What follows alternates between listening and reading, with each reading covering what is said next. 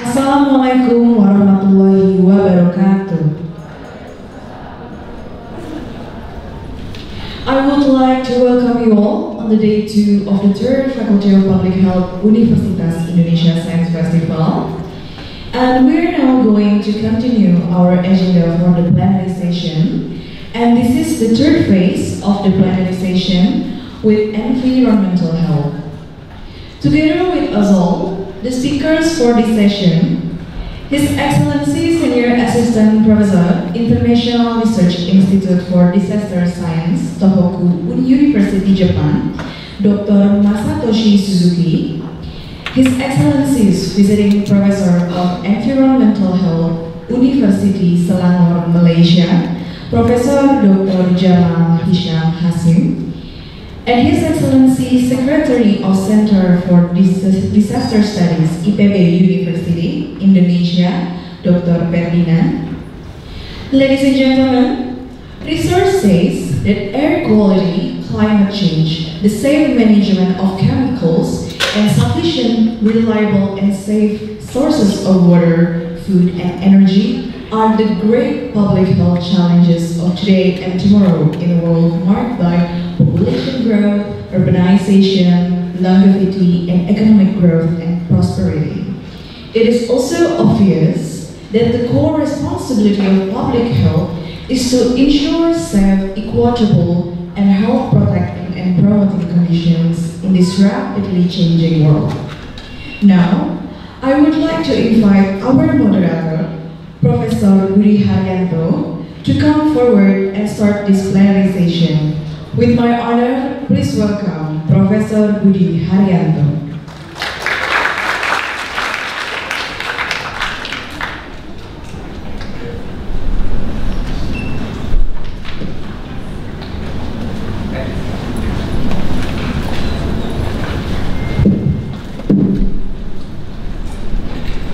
Thank you. Very good morning, everyone. Assalamualaikum warahmatullahi wabarakatuh. Actually, we will have 3 speakers this session, but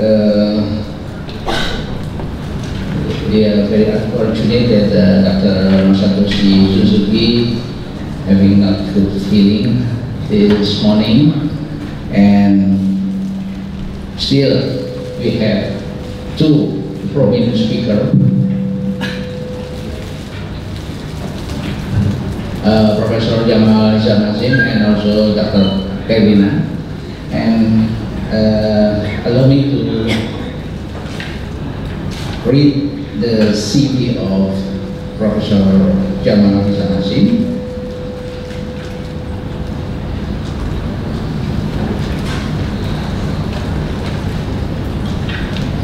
He is a visiting professor of environmental health at University Selangor. He is also director of Provenio Corporation, with specialists in health risk and impact assessment. He was formerly a research fellow at United Nations University, IIGH, and Malaysia's first appointed professor of environmental health at the National University of Malaysia. Prof. Jamal obtained his PhD in environmental health from the University of Michigan. He has conducted research and consultancy in environmental and occupational health at UKM and UNU for the past 36 years, and has supervised a total of 14 PhD students. He has a lot of experience, so many publications, and also the expert of environmental health that very close with the government of Malaysia. So we will have 30 minutes probably, because Professor Dr. Masatoshi cannot present this picture. So each of the presenters will have 30 minutes. And we do the panel. First, Professor Jamal will present the PowerPoint point, and then also following with Dr. Ferdinand. After that, we will open the discussion. Okay, Prof. Jamal, time is yours.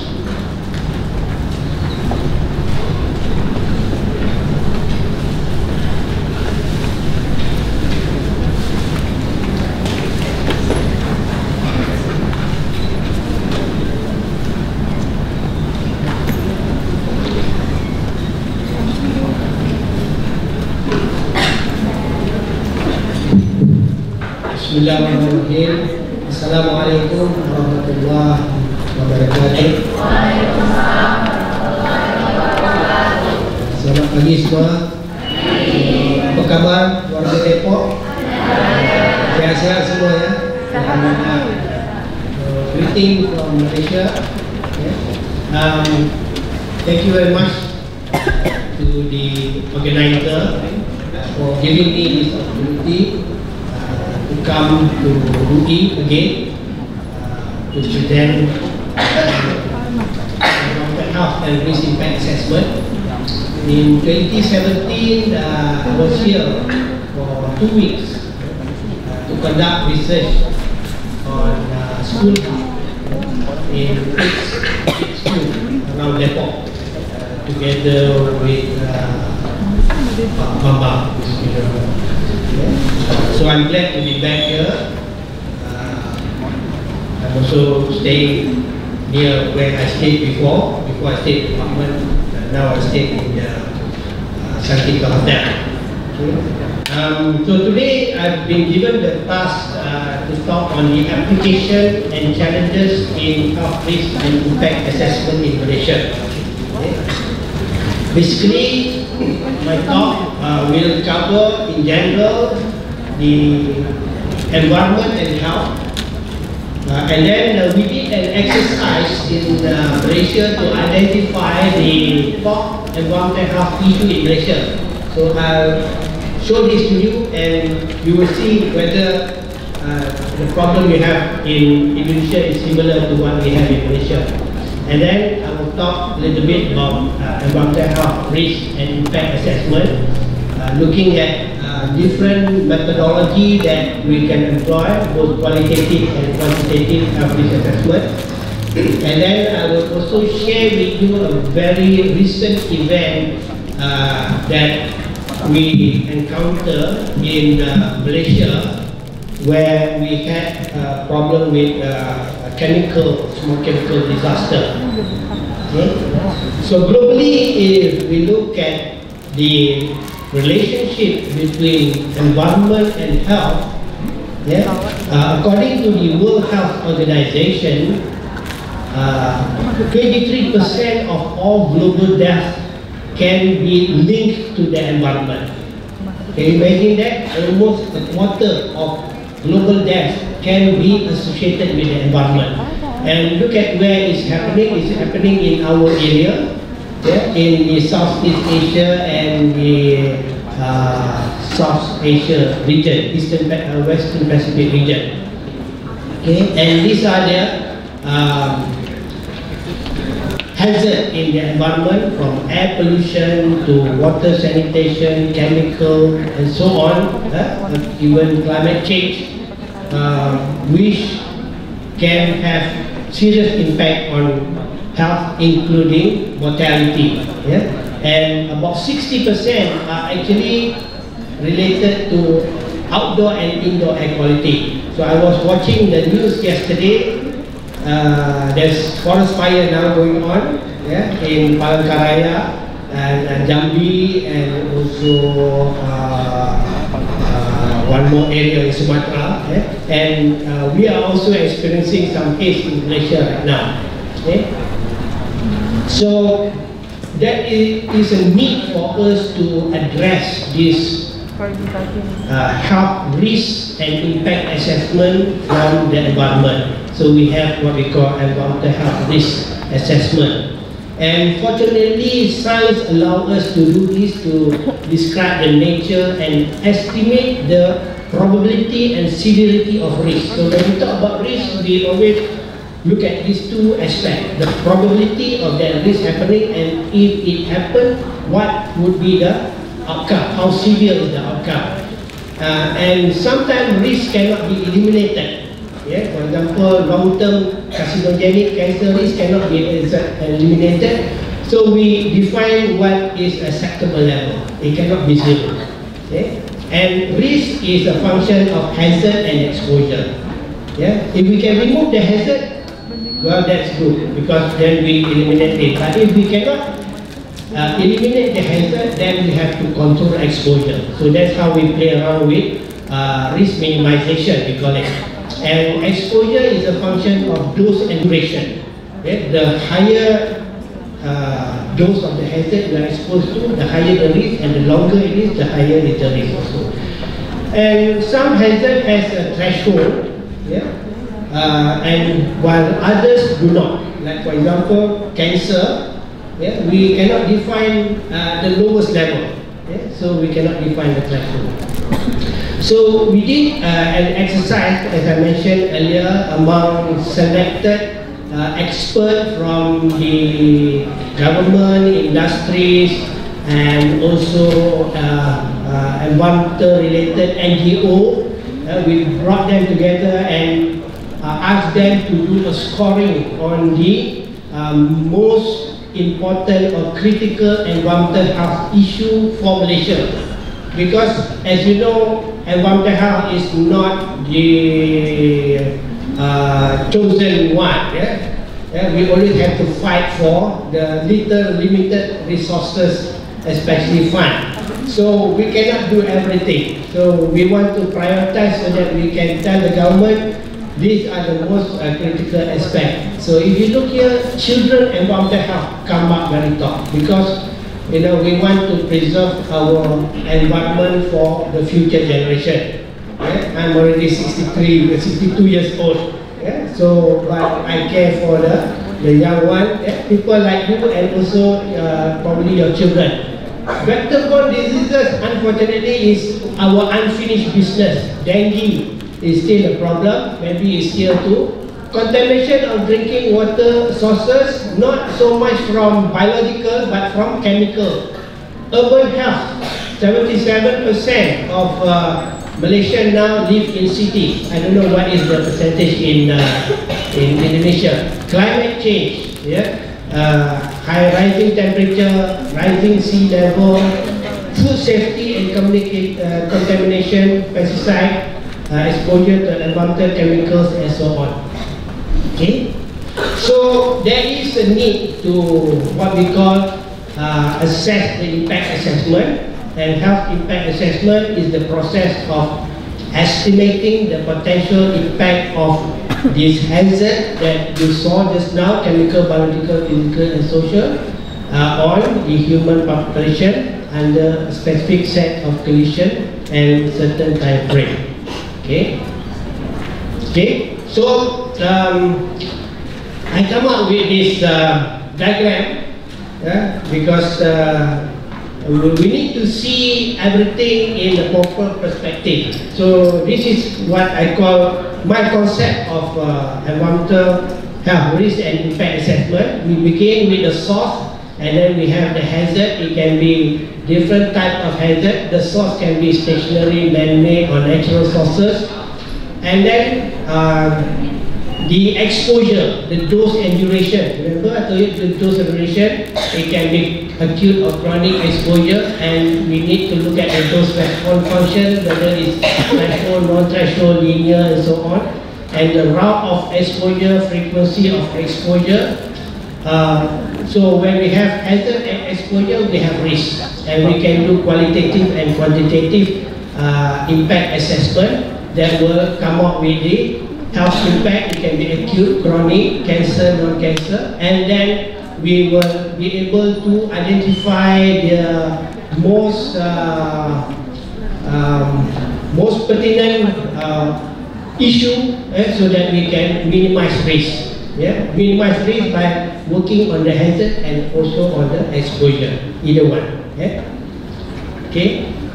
So I mentioned to you there are two approaches to health risk and impact assessment. One is the qualitative and the other is the quantitative. So we look at the qualitative first.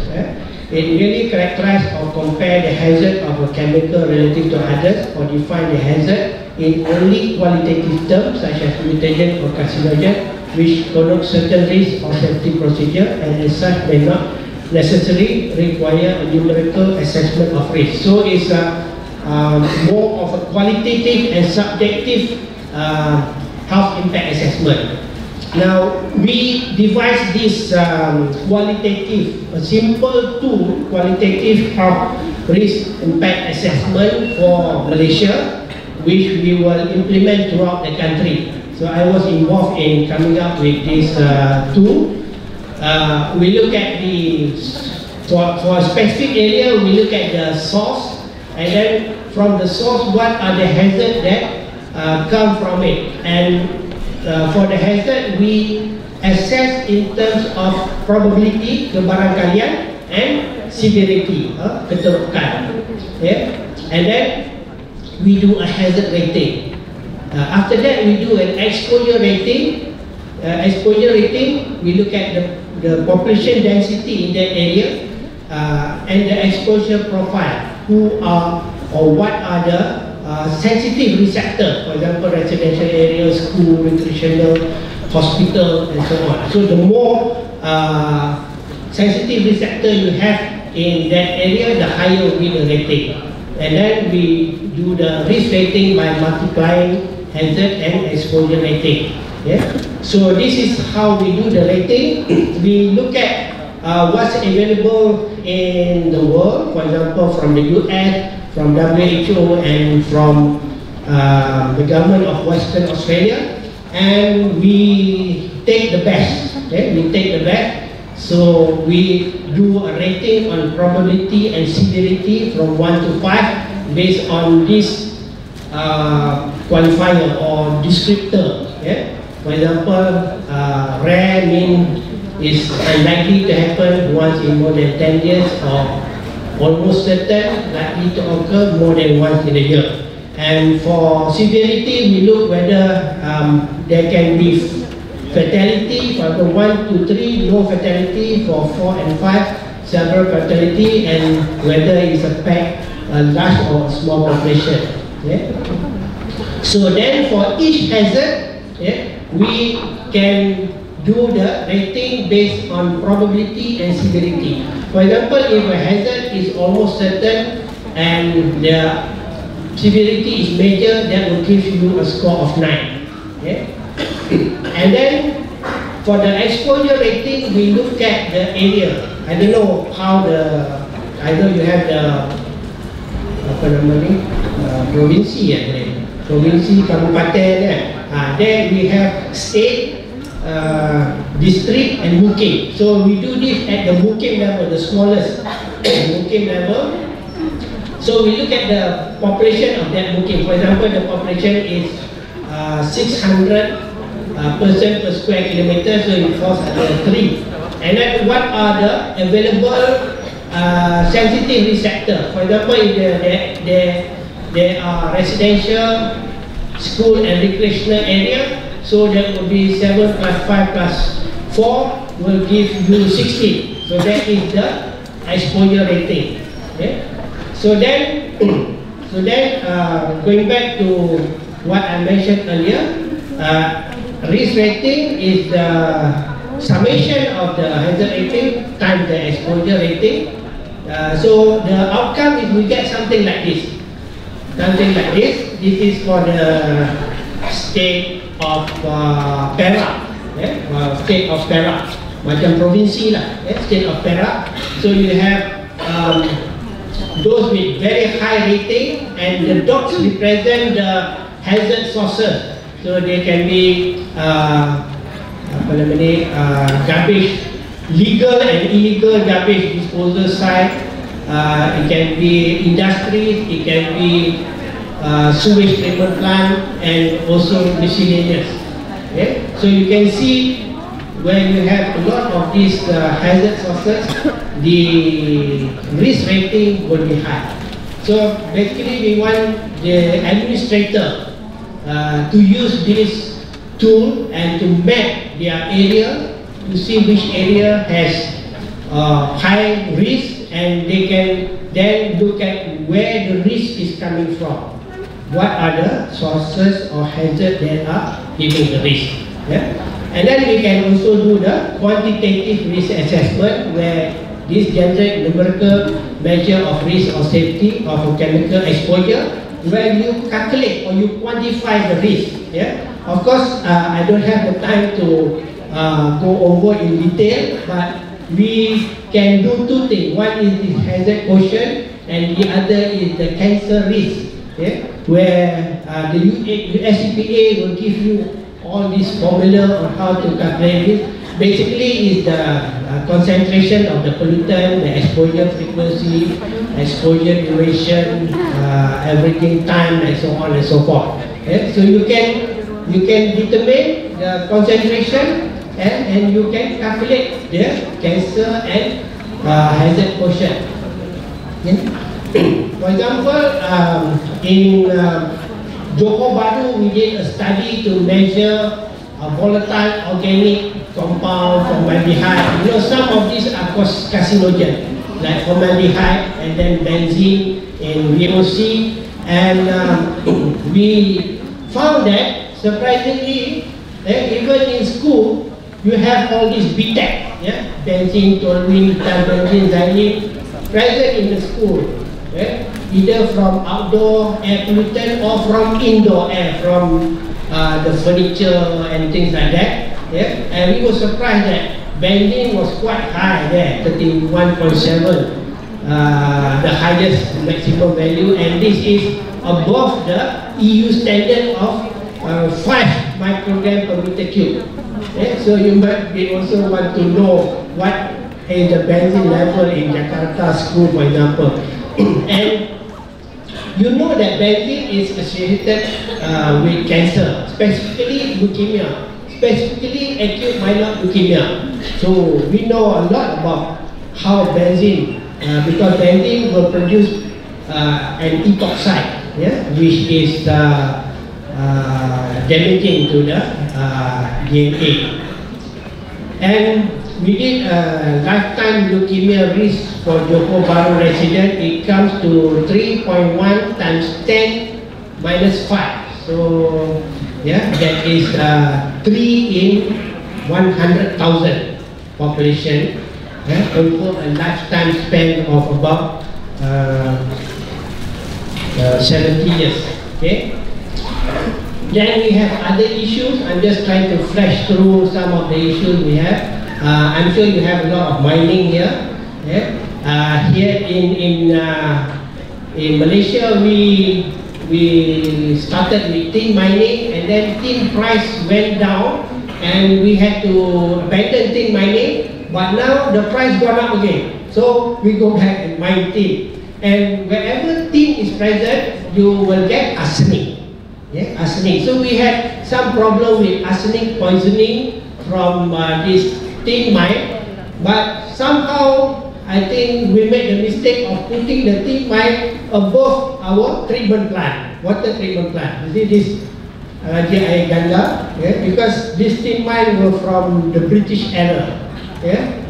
Those time, and then this one came later, the what do you call that, water treatment plant. Okay? So we had a problem of arsenic poisoning, and we are still looking at this, and we haven't calculated the risk. But you know, arsenic, you talk about arsenic, the country that comes to your mind will be Bangladesh, and also Taiwan and Cambodia. So how am I doing with timing? Okay. Timing still okay? Okay. So we went into Cambodia because Cambodia had a problem with arsenic, not from tin mining but from groundwater extraction, because the Mekong carry the arsenic from the China and Tibetan Plateau, yeah, and deposited it in Cambodia. Yeah? And some of the area like Kandal is very contaminated in groundwater. So when we did a cancer risk probability, in Kanda, for example, almost 100% has a risk of 1 in 10,000. That means if you drink that water for a lifetime, yeah, the likelihood of you developing cancer is 1 for every 10,000 population. And we have seen this. Yeah, in Cambodia, even people who do not smoke, yeah, get lung cancer, and then of course they have skin cancer is the main issue, Bowel disease and so on. Yeah? So you can do the hazard quotient. As you can see, 1 is there acceptable. Hazard quotient 1 is acceptable. In Kanda is 98 times the acceptable value. So you okay, thank you. So you have this problem of long-term exposure to arsenic in terms of skin lesion and also skin cancer and other form of cancer. Recently we were shocked with or surprised with chemical disaster. This is something new for us. Yeah, we have been doing health risk and impact assessment for normal activity, but this one was a chemical disaster where we had this problem of illegal toxic dumping into a river in one of the industrial area north of Singapore. Yeah. Initially it was a water pollution issue, which then evolved into air pollution issue. And the compounding effect of weather made this thing worse. And as we have suspected, children more affected than adults because of their immature respiratory system and because their metabolism is higher, so they breathe in more air per body weight basis, and this has caused a problem. So you can see here, this is where they dump the illegal toxic dumping along Sungai Kim Kim, which flows to the sea, and very close by are 2 schools, yeah, which were seriously affected. And this was the site. It's just a small river, but you know they dump this toxic chemical because they're supposed to send it to a toxic waste disposal site, which is quite far away and costly. So what they do, middle of the night, yeah, after midnight, they just reverse the lorry, dump everything in here, and you know, this one flow through residential area, so we have to call the hazardous material team HAZMAT to clean up, yeah, and then. This is the river, yeah? The Sungai Kim Kim. It flows down to the Strait of Johor, and this is Singapore down here. Yeah, luckily Singapore was not affected. Yeah, but we had like 1, 2, 3, 4 waves of toxic waste attack, and 100 victims, 260 victims, 560 victims. Yeah, and this was the situation. The school became the red zone. Yeah, the red zone. We have to call the emergency team, and all together, almost 6,000, mostly children, were affected, and some of them were admitted to the ICU. Yeah, so it was, thank God, luckily no death, no death. So what was the chemical in question? It was methane, hydrogen chloride, acrylonitrile, acrolein, but and benzene too. Yeah? But the main culprit is here for acute, yeah? Because you look at this AEGL is acute exposure guideline level. For acrolein, it exceeds AEGL 2 and 3. AEGL 3 is already lethal. is already dead. Yeah? So luckily, that's why I say luckily nobody died. And for chronic exposure, we look at benzene. At this level of exposure, if this had continued for 60 days, then we have reached the unacceptable lifetime cancer risk of 1 in 10,000. Luckily, the situation was stopped. And we had. So this is the new threat that we face in Malaysia now. Acute chemical disaster. We are lucky. Unlike Indonesia, we don't have volcano, and we have just small earthquake in Kota Kinabalu, Sabah. This one, not like here. And we also expect a tsunami. But this is the kind of disaster, man-made disaster, not natural disaster, but man-made disaster. That can happen, and the situation can just be expected. So that's why we need to look into this health risk assessment, so that we can be more prepared and we can know what to do to anticipate the threat of the future. Similarly, the haze, recurrent, and I believe this year is also like El Nino year. So we are now prepared to face the haze.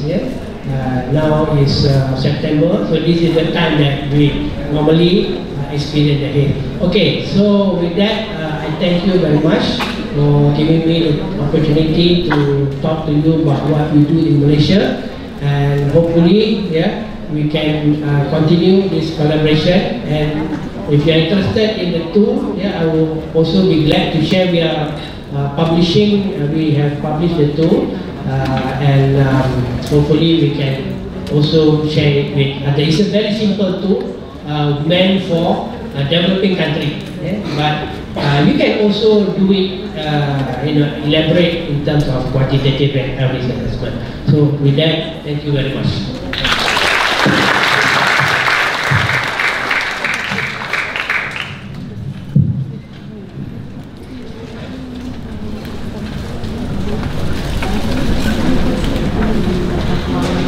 Thank you, Prof. Jamal.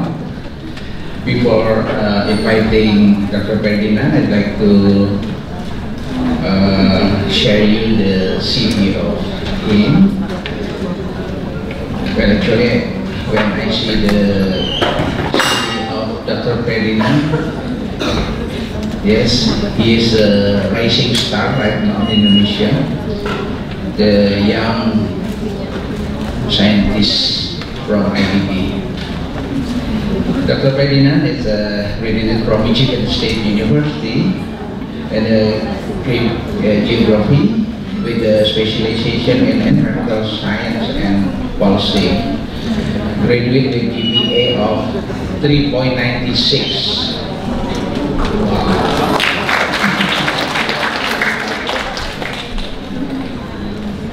He has a lot of experience in, especially in the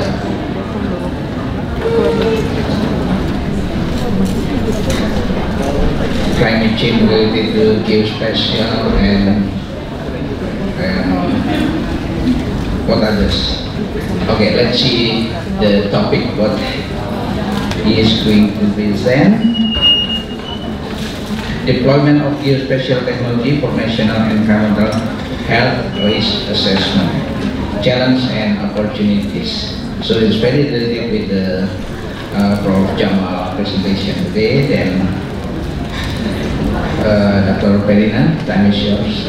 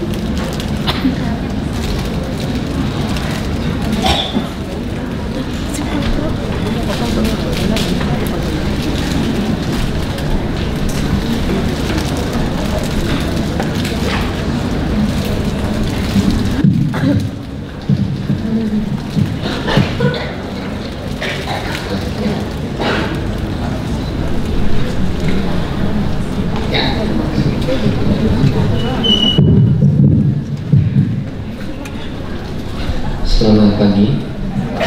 Assalamualaikum warahmatullahi wabarakatuh. First of all, it is my honor to attend this session. Thanks to the Dean of the Faculty, Budi as moderator, and all the invited speaker and also audience. So my background is quite different actually. I haven't touched the public health sector before.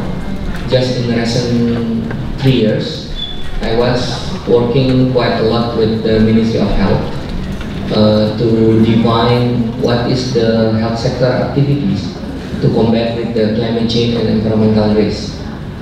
My undergraduate degree is a meteorologist, so I learned how to predict weather. And then I went to Australia to study resource economics.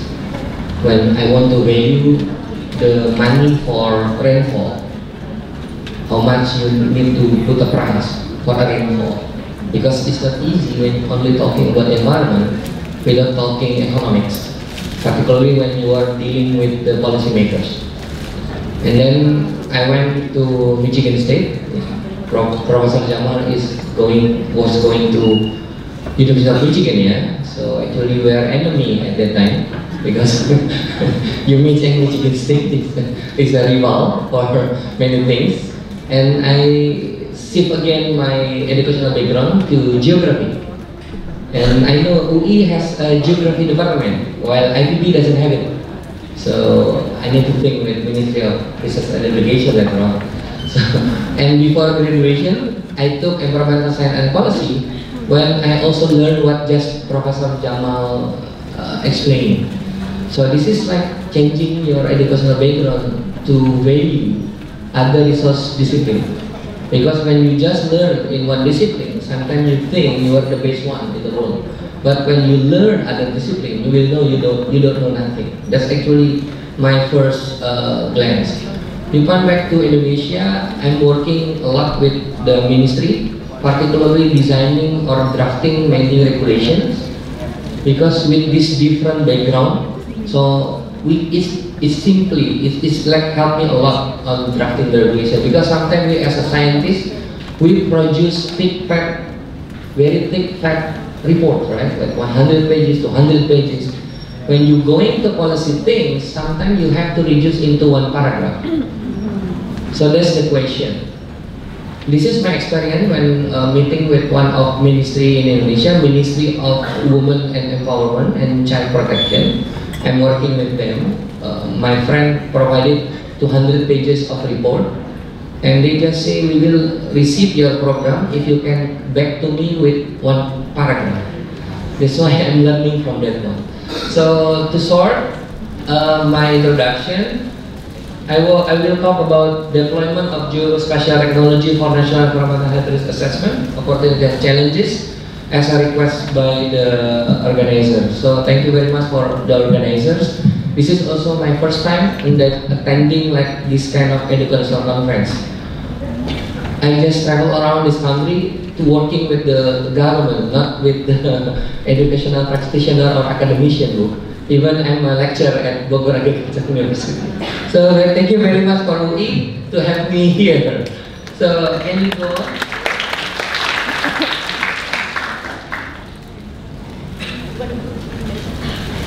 So if we look at the topic of this conference, public health change toward disruptive technology era, there is one mind in my thought. We have to think differently. Even the way we teach, even the way we approach the education must be different. How come when I just be a student, when I was a student, we also do the same thing, attending a class, hearing to the lecture, doing the assignment, and go home, that's it. Till now, it's still the same. While we are raising disruptive era, what we mean by disruptive era? Means everything must be think differently and maybe act also differently. Maybe we have to learn more from our students rather than from the professors. Because sometimes we prepare them, we prepare our students using what we know 10 years ago to prepare them to anticipate what's going to happen 20 years from now. So there is, maybe we define the disruptive era. And one of thing in environmental health, I look at in Ministry of Health SDGs 2030, means what we need to prepare till 2030. At least there is 5 goals very strongly related with environmental health. The goals number 2, zero hunger. This is related with public health nutrition. Maybe I don't need to talk a lot about this one because you are from the faculty of community health. You must be better than myself to understand about this one. But the nice thing is all of these goals actually they are related to each other. And there is no single discipline can tackle all of the goals. So collaboration is needed. The third goals over there is good health, national health system. So what we mean by national health system? Can we measure everything automatically?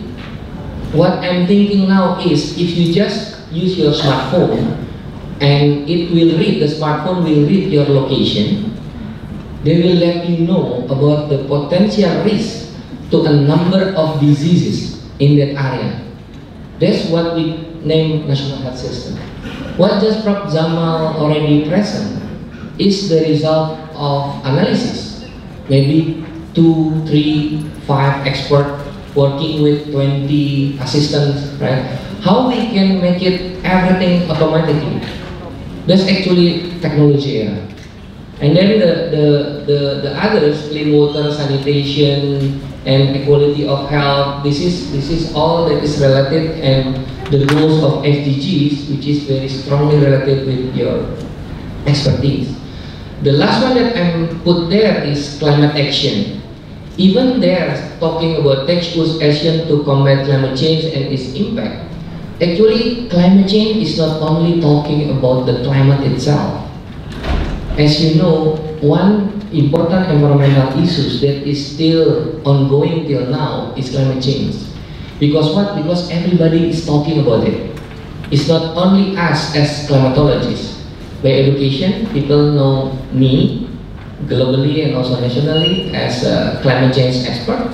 But actually what I'm like about climate change is everybody is talking about climate change. Even Professor Jamal also stated about climate change. Because this is one issue that every discipline can working together.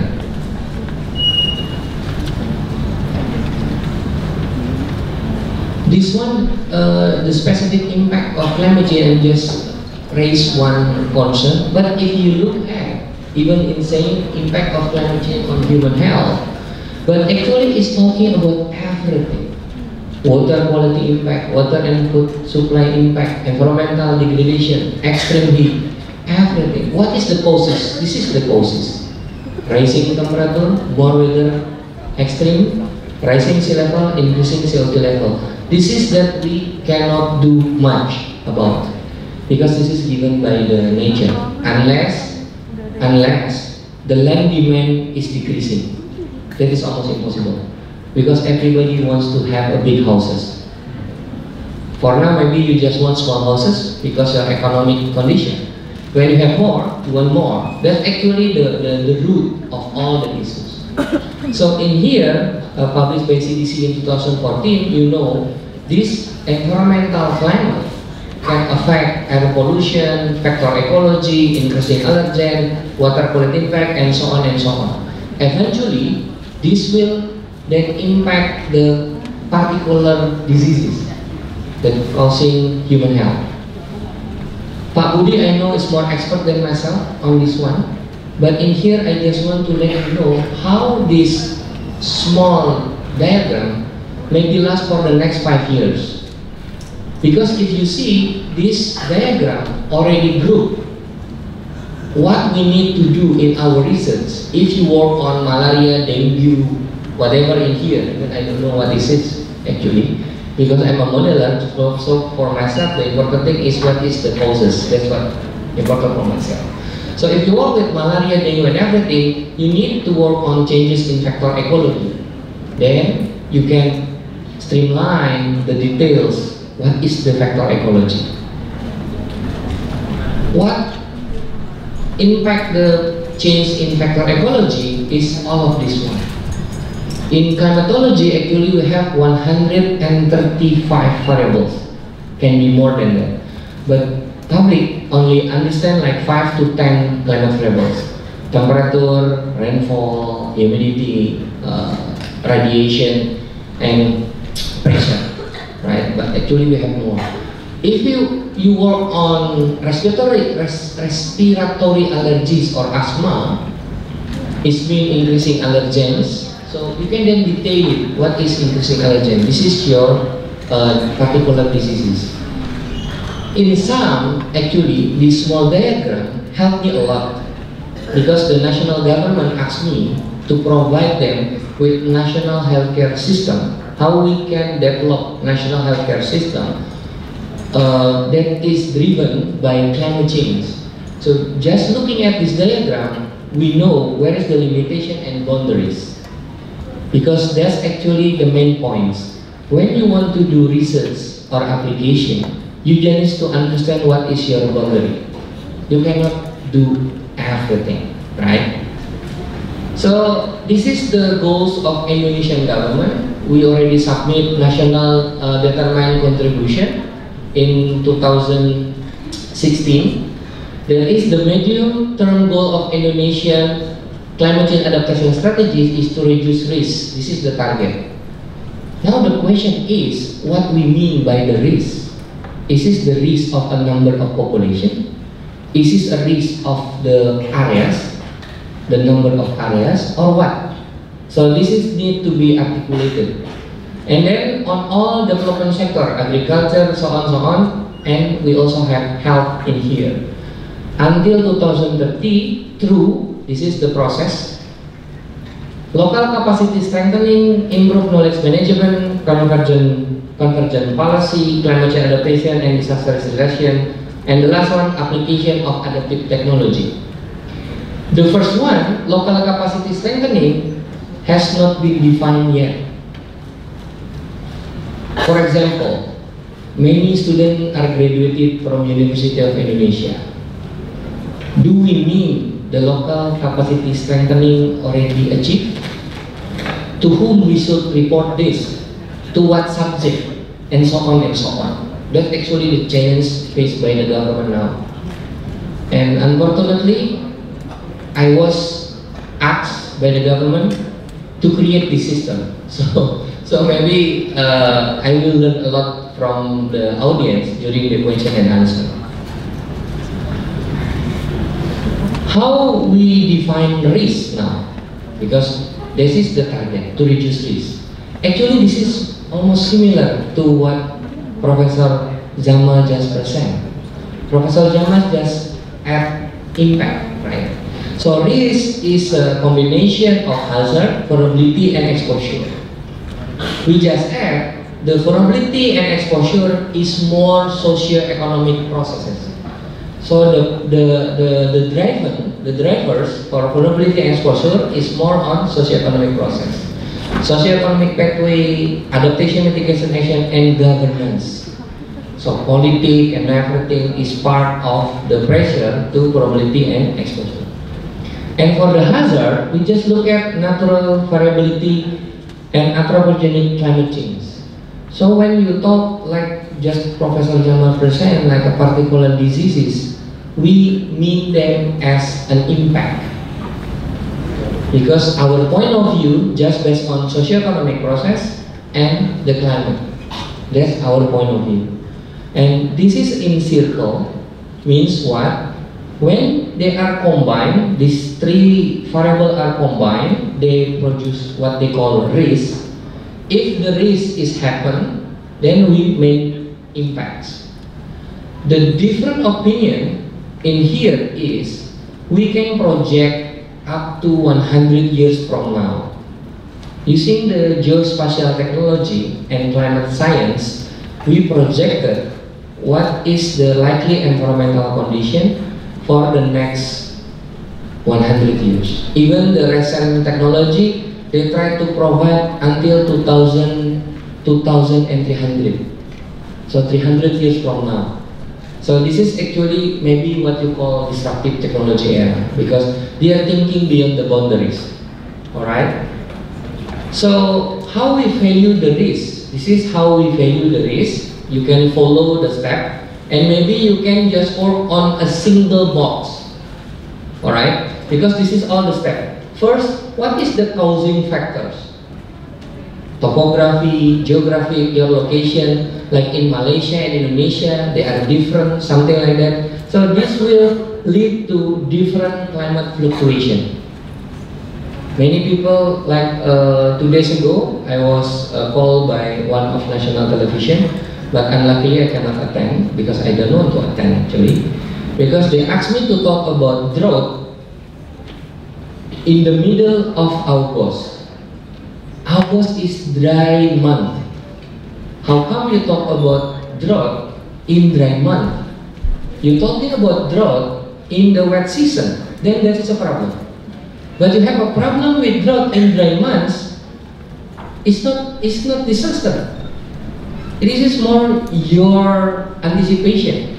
How come you have drought in dry month when you already have wet season before? That's actually how you manage it. That's the question.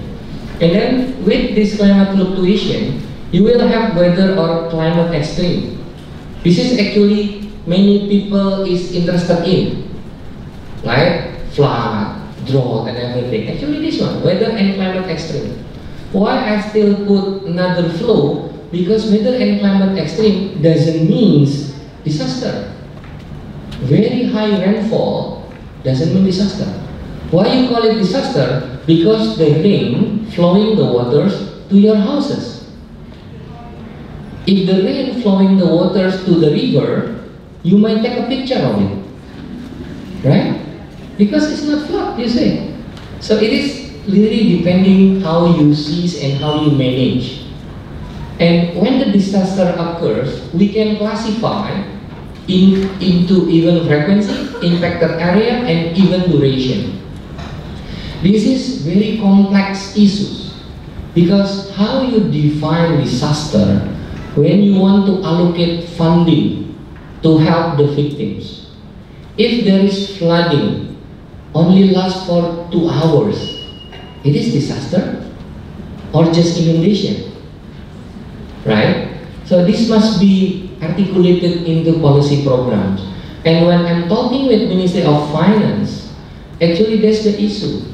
Because if you put not rigid rule, everybody will ask the money from you, right? And then when you have this all 3 things combined, then you can talk about the impacts or damage power. In the subject just raised by Professor Jamal, we are talking about those relationship, right? Actually, this is about the damage. When I studied those and respond, using what mouse, right? Something like that, mice.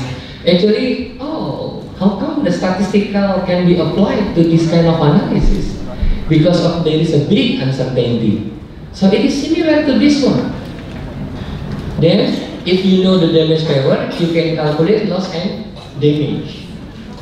So the main challenge is, because I'm a climate scientist, people asking me, can I provide this for the next 20 years? The question, I say, I just up to here is okay. But till this one, no. Because what? Because there is large uncertainty and propagation errors. But then I offer a solution. Can you just see the direction? Because sometimes we are debating something that is not necessary. We debate something too specific on the accuracy, while actually we just need the direction. This is to right or to the left. For example, when I'm attending this big university, very nice university, I don't know where is this building. I don't need to ask in what latitude and longitude, right? I just ask them, where's the direction? To the left, to the right, then I go through. This is actually need to be defined about accuracy. And I'm talking this one to BIG, Badan Informasi Geospasial. This is a nice thing about that one. They at the end they accept my opinion because I'm graduating from geography. I say my doctor in geography. I'm not climate change expert actually. So this is also need to be discussed in this technology era, in disruptive era. Can we learn from anyone rather than just hearing or trying to understand what is their degree, right? So this is also something in mind. So how then I define for health system? So for health, I know this one, climate variability and so on. So actually there is geophysical factors that can affect the pathogen. Socioeconomic factors that also can affect these two things, pathogen and factors. So these are combined will provide disease incidence. Disease incidence can be felt by individual or can be visualized in a region that maybe you claim as endemic or something like that, right? So to create a national health assessment for individual will be very difficult. But for regional level, we can come up with that. That's why we provide ministerial decree in 2018 to help the analysis divide into 4 different levels: macro, meso, micro, and point-based location. As of now, we are creating this one, the Health National Adaptation Plan, working with Ministry of Environment and Forestry. So if Professor Jamal talking about Malaysia, I'm really talking about Indonesia. What's happening in Indonesia now on health sector. So for Health National Adaptation Plan, this is all the step. What I'm going to talk is only this one. Conduct health probability assessment including short and long-term adaptation need in the context of development priorities. So you can read this one again and maybe can help you out for your dissertation and thesis or so on, because each step actually need one research or more. Alright? So how we do it? We use geospatial technology. In geospatial technology, actually there is a geographic information system, global navigation satellite system, remote sensing, and other emerging technology. Everybody already uses geospatial technology now, because every time you want to go somewhere else, you will ask Google Map. It's very simple, right? Whenever you use YouTube, they also know where you are located at, right? So this is actually geospatial technology. So the data can be from in situ observation, like what just Prof. Jamar may be doing, measuring, observe in many locations, right? It can be also from satellite or radar. And this is the new one, numerical weather and climate models. Even we name it climate models, actually the variables also include socioeconomics, governance, and everything. They just make it everything into mathematical models. I don't know why. Maybe they don't have much attention from the family, so can spend a lot of time in creating the numerical models. With this one, you can predict what happened in the next 10, 20, 30 years. It is actually in simple concept is like this. If I add 300 people to this room, you will feel hotter or colder? Hotter, right? Because there will be more people. This is what we do. So we are not taking like observation from the field, no. But we create the model based on the concept and theory. And then we validate with the analysis. So even though there is no model at all in the field, no problem. As long as you have very strong concept. This is actually what we mean in here. The data collection can be like this. You might have surveys and so on and so on. I don't want to spend more about this one. The layers in geospatial technology, the nice thing about this technology is you can combine almost whatever data you have. This is surveillance from point, right? You might have species distribution, you might have vegetation, terrain, everything is different, but you can combine them for your utilization, right? So I'm using this to develop this probability assessment. we can, during question and answer, if you need the details, we will discuss about this one. But at least this is all the data that we use. This is all the indicators. The data can be more than the indicators, right? Because you have to compare indicators, not comparing the data. Because it could be in Java and in Irian Jaya, the data is different, but the indicator can be the same. For example, the indicator is welfare. That's the indicator. The data can be access to food, can be the source of income, right? So using this one, we create the analysis and we produce this map. This is the same, right? Like Prof. Jamal, probability, exposure, sensitivity, adaptive capacity. The different just in the spatial pattern. We provide the spatial analysis. So for the government to look at countrywide, it's easier. Alright? And this is the equation that we use. And then for the hazard, this one, this is the hazard. This is the hazard. Indicative prone to DBD, indicative prone to diarrhea, indicative prone to pneumonia, and indicative prone to malaria. This is actually the models. So we didn't take any observation at all. We just used the model and produced this one. My raising question with the Ministry of Health when I produced this image. If you see, indicative prone to malaria, everything is red. While the data, this one is historical incident to malaria, is only the Papua. This is red. But based on their review, this is right.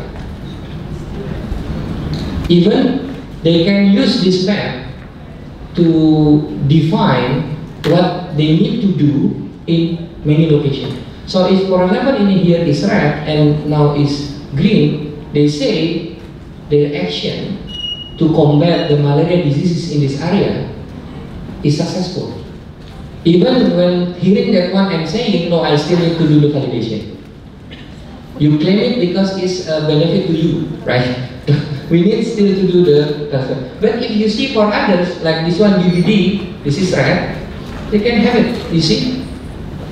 It's almost the same, right? So this is the pictures that we created because this is already modeled.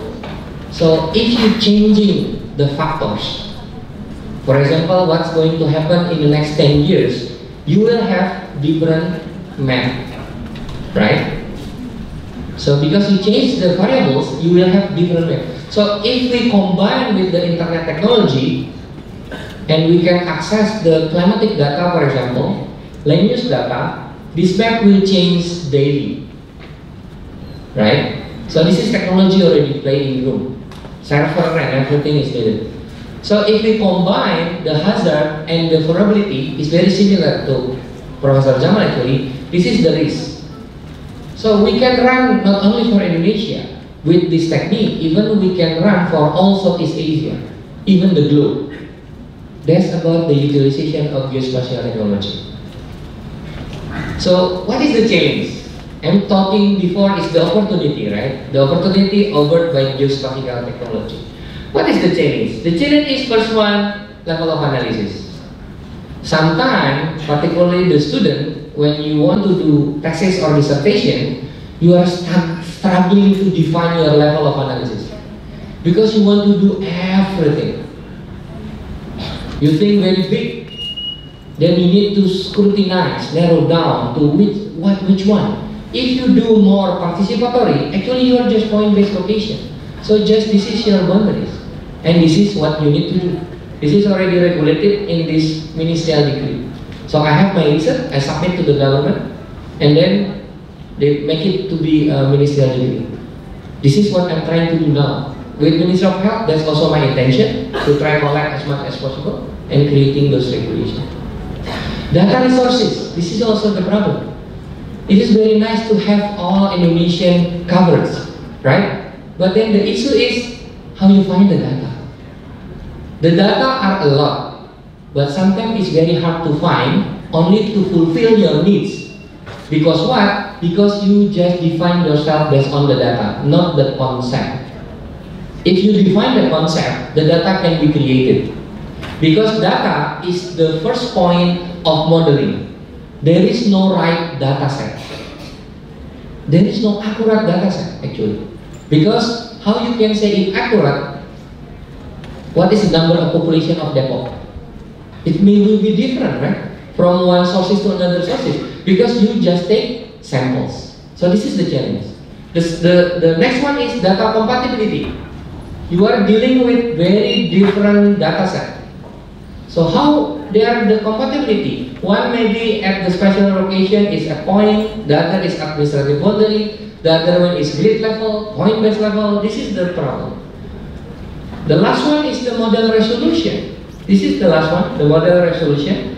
If you see, maybe I just want to spend about like 30 seconds to 1 minute because maybe this is important for you to know. You do some analysis which is very point-based location, but then your model resolution cannot capture the hazard impact. This is actually, I want to capture the extreme rainfall. If you use 36 kilometer data, up to 4 kilometer data, they capture differently. With this in mind, this is the discussion from myself. After this is the slide that you are very glad about. It's about thank you slide. So usually student is waiting for the thank you slide, right? So this is my slide. This is the discussion. Geospatial technology over capacity forest assessment, climate data, geospatial, socioeconomic. But the rest assessment also pose challenge with level 2 of level analysis, data resources, data compatibility, and model resolution. With that in mind, hopefully that will help you out, particularly to define your thesis, dissertation, and article. Thank you very much for your attention.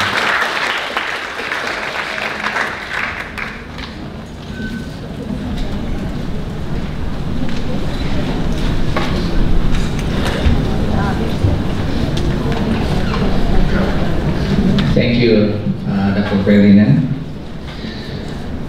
How is your feeling? Two speakers, very amazing. Okay, now prepare your question, prepare your probably you want to make a confirmation, and we still have about 30 minutes for discussions. And 30 minutes means that probably we will have two termines with 3 questions for each termine. Please prepare your question in a short sentence. So we will have a lot of discussion afterwards. Okay, I would like to invite Prof. Jamal and Dr. Ferdinand to come to the podium. We have the chair over here.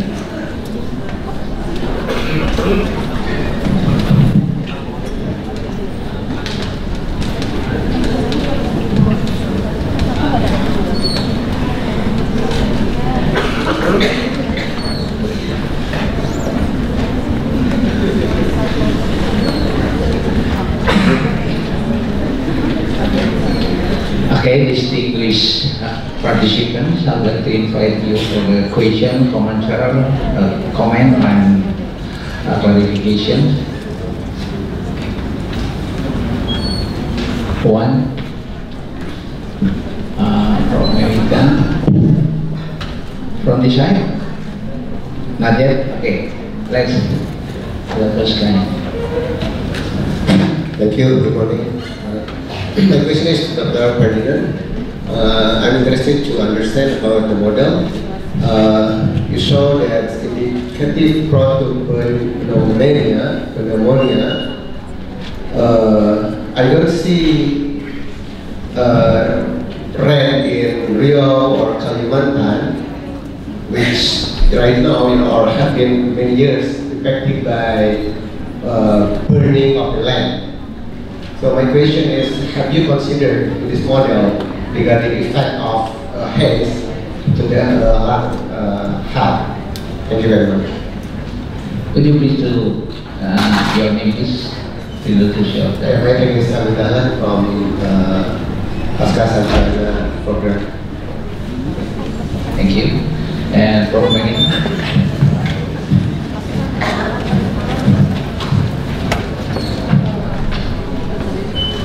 My name is Melita Bhasana.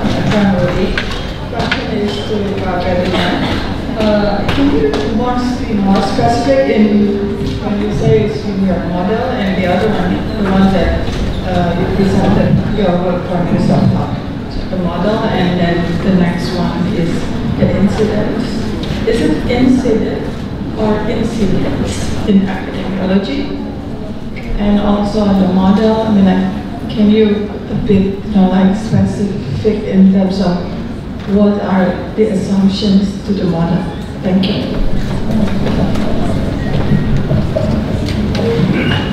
One more. Okay.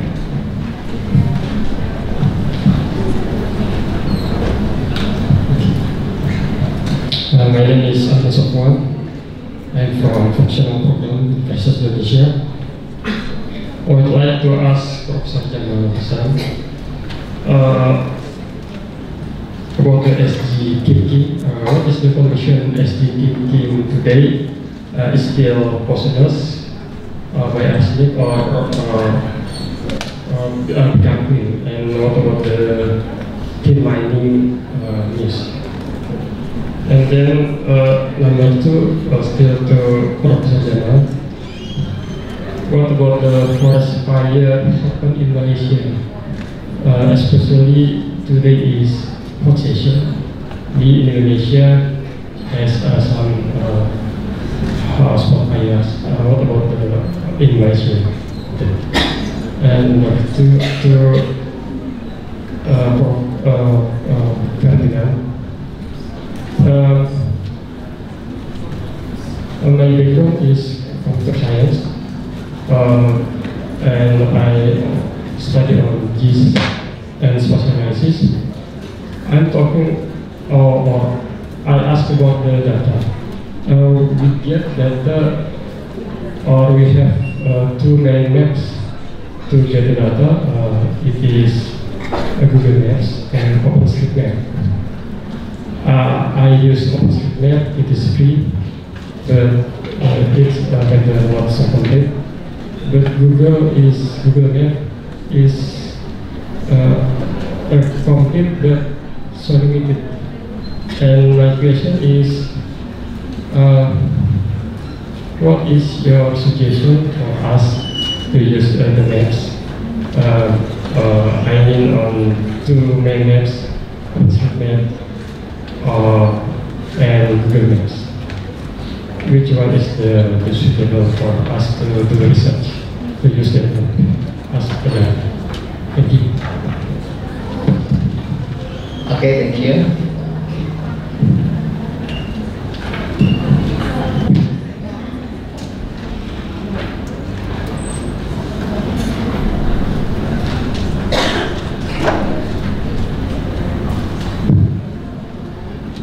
Okay, let's start the answer from Pak Ferdinand. Okay, thank you very much. First one from Pak Agus Dahlia. I already made the statement before. I declare I'm not a epidemiologist or public health practitioner. I'm a modeler. So it's really what is the inputs that is given to me. That is, I define how the model should look like. So if you give more explanation, I will have more complete models. That's actually the basic things. And when you in Kalimantan, for example, the haze, forest fire is on the impact side because the climate might dictate the forest fire. For example, you might burn the forest, but during wet season, it will just degrade, right? So actually, I'm more on the causing factors when modeling. So if you say whether or not I consider it, yes, of course. But then whether or not you should put into your model, that's the next question, right? And then the second one is this map is annual map, means the aggregate. While the forest fire might not be the aggregate, maybe it just happened in 1 or 2 days. So we actually dealing with different spatial and temporal resolution, and we have to understand in which area we are working at. That's why now I'm trying to work with the government to use the internet technology so the data can be changed automatically. Because that's the question. And Indonesia actually already have the intention to create MHAWES. It's hard for me to spell that one, even many times we have a meetings to discuss about this one. But that's once again, what data you can use. And then from Prof. Reta, Bu ya? Merita. Oh, Merita, oke. Okay. Saya ingatnya Mama Ritanya Nagita Slavina. Sorry, Bu ya. Tadi saya udah bilang, I already talked, I'm not epidemiologist, so maybe incidents, I'm not the expert on it. I'm pretty sure you know more. My assumption is really dealing based on the theoretical concept, not the data. For example, the data is stationary. We only use this kind of boundaries. No, it's more on the concept. What concept provided by the health practitioner to myself, then I will have the assumption on it. Okay, and then when your question on the assumption is that one. So the assumption can be limited as the science is growing, because this is not like regression analysis. This is not like statistical analysis. In modeling, there are many streams, but actually there are only three big groups. The first one is analysis, regression analysis, the statistic that you usually use. This is many field is using it. The second one is on mathematical modeling, that we don't even use any assumption because everything is unequal, right? 1 + 1 is equal to 2. Actually there is assumption in it, but we don't say assumption. And then the third one is stochastic. When you just see the pattern, you can create the model. Even you don't know what variables actually influencing the result. That's actually that one. So there are three big group of models, and this one I'm using the second one. Alright, for Pak Dahlan ya, for the last one from Pak Dahlan, what maps should be used? I can declare myself as a modeler because that's what I'm interested in. I'm very happy reading one article. This is only 4 pages, but it's telling me everything just in 4 pages. What is your objectives? That is more important, rather than you debating what data you're going to use. Whether your model can answer your objective or not. You want to go to Depok, you want to go to UI, and then you debating about what vehicle we have to go. Train, airplane, helicopters. It is important, but the more important thing is how you can reach UI, right? That's the same thing. So you may use OpenStreetMap, you may use Google Earth, you may use whatever happen in available at BIG, but the most important thing is the objective. Now we already regulated through Ministerial Decree number 7/2018. As long as the data are not available, you can use voluntary data set that are available. Alright, legally. So you can propose to the government as a legal report, as long as the data are not available at the government institution. That answer your question. So for example, if you use OpenStreetMap or Google Earth, the question is, this is only for your own research, or you want to provide input to the government? If you want to provide input to the government, you have to seek first from BIG. If BIG has the data, has the map, you should use the BIG dataset. Hope that answers your question. Thank you. Thank you, and Prof. John. Okay, yeah. Thank you very much for the question. I think the first question was about mining, tin mining. Well, if you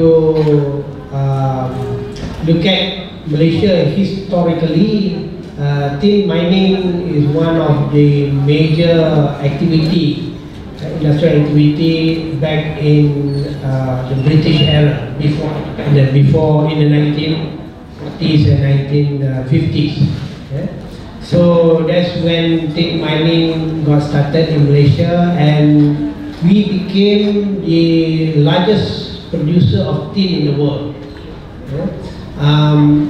At that time, I think we didn't know better because public health was in its infancy that time in Malaysia, and we probably had some problem with arsenic poisoning back then.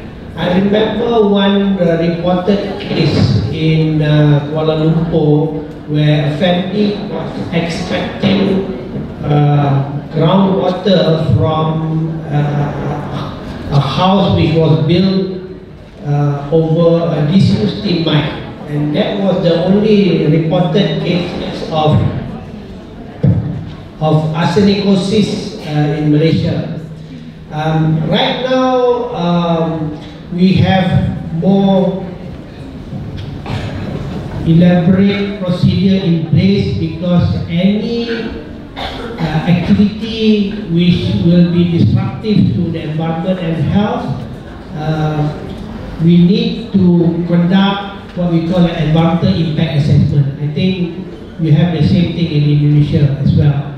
And under the environmental impact assessment, we have the health impact assessment. So I was involved in formulating the guidance document for health impact assessment in EIA. Okay? Another probable source of arsenic poisoning which might be of interest to you is bauxite mining.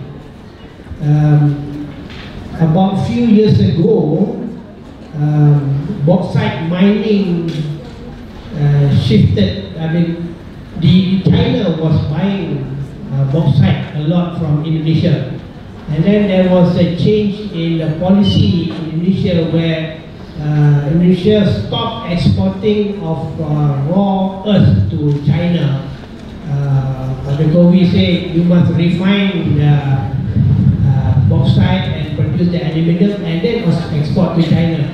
So what happened is that they went somewhere else and they went to Malaysia.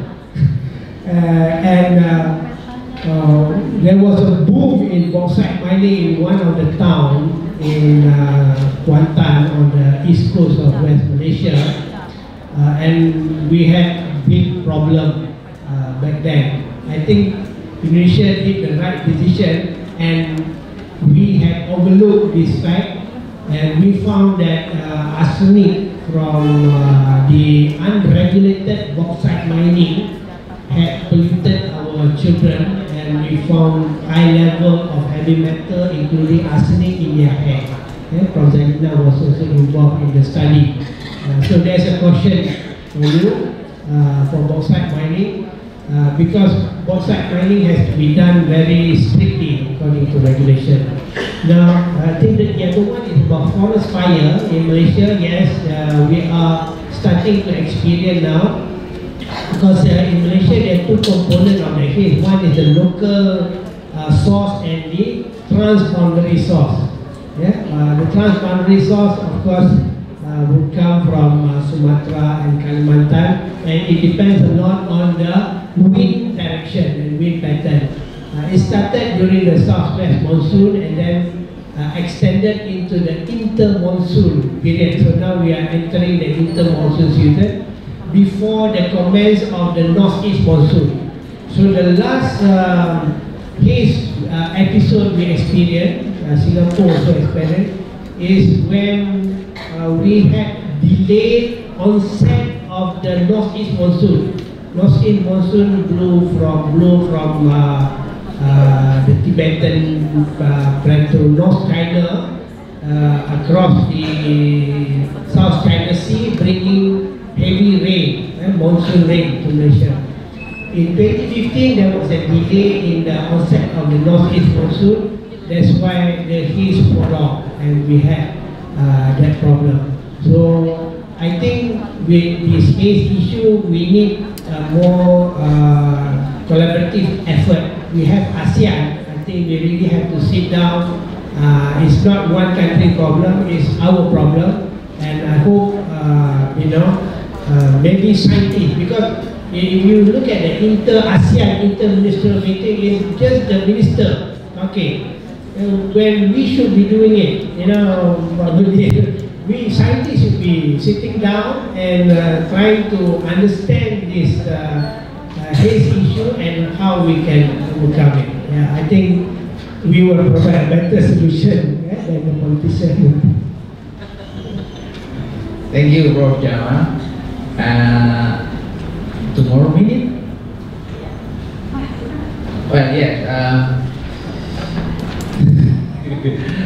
Please allow me to invite 2 more questions, right? Pak Sudianto, and then 1 more. Okay, good. Only one. This question is to Pak Pranana. Marina, I'm interested in your statement that while creating the model, the focus is more in the objective of the model and instead of the data or others related with this creation. In my opinion, when I work with one ministry here in Indonesia, quite a lot of model developed without considering the data available and just the objective of the effort. But if I can say that most of the model and the program that can then create based on this model is, I think it's maybe about 70% or 80%. The result is very bad, unsuccessful. So, what do you think about this? Thank you.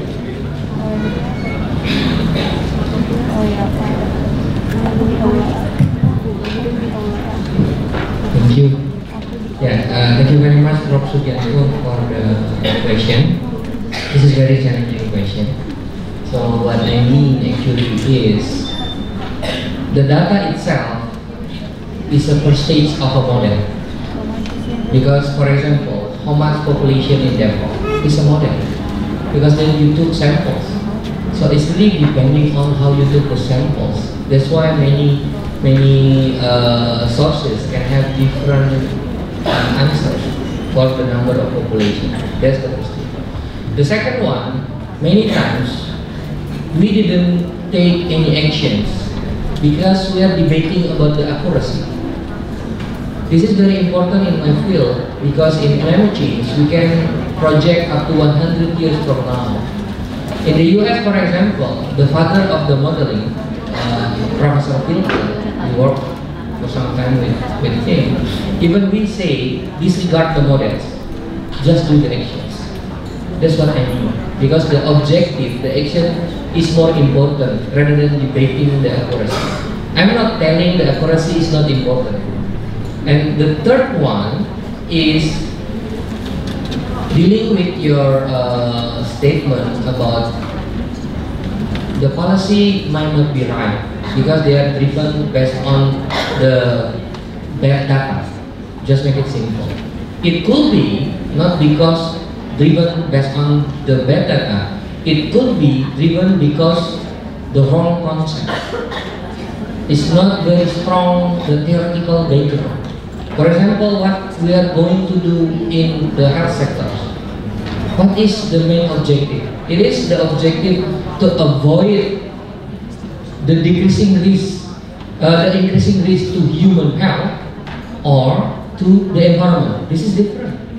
Because when we want, it could be you might live in an area when the environmental risk is very high, but you're still healthy. Because you're very rich, you can just go using the helicopter.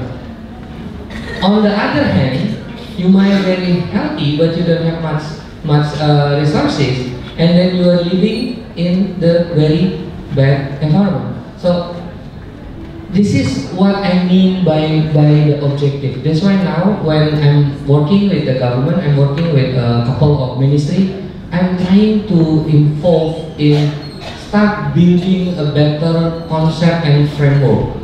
make it very clear what variable we need and everything. Because the data itself can be wrong, right? Because we might manipulate the data for our own interest. If we already have very strong concept and agree on it, I say many times when I took the policies for my doctoral degree, the policymakers must have very strong intuition, because you cannot wait the scientists to work and provide everything to you. That's actually my reason. Thank you. Okay, distinguished participants, ladies and gentlemen, now we are at the end of the panel sessions, and I do not want to conclude all the presentation, but let's say that we have two speakers, and we are discussing about the micro approach and macro approach.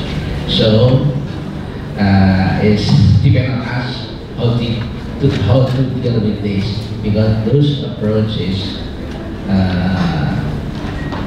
is what the scientific base of the evidence or scientific base of the discipline. So those approaches is very important.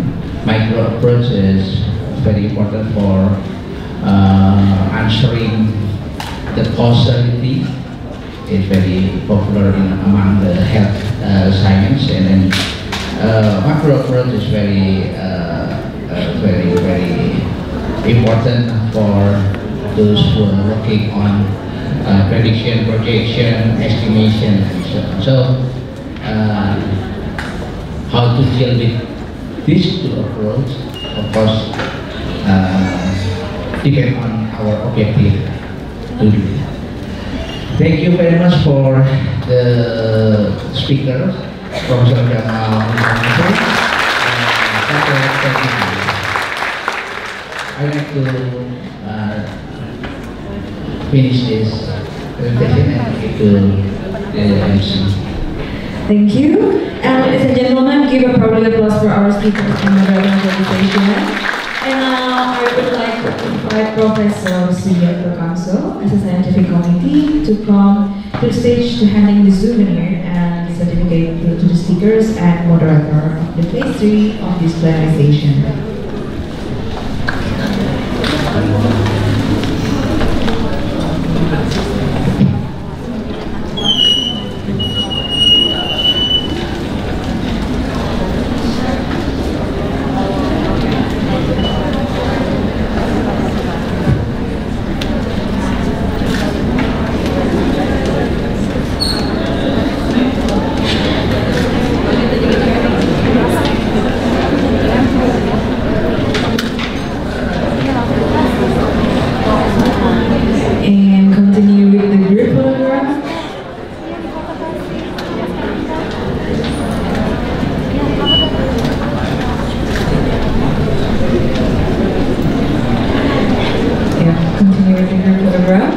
All the speakers and Professor Sugiarto Kamso.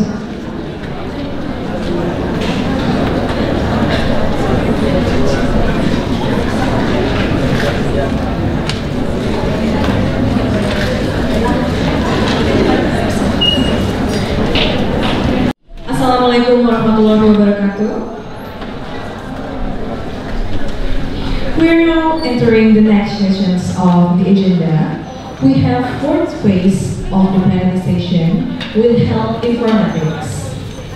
Together with us all, the speakers for this session, His Excellency Associate Professor of Institute of Public Health, National Yangmin University, Taiwan, Dr. Xu Tiqiu, His Excellencies Professor in Biomedical Engineering, University Teknologi Malaysia, Professor Dr.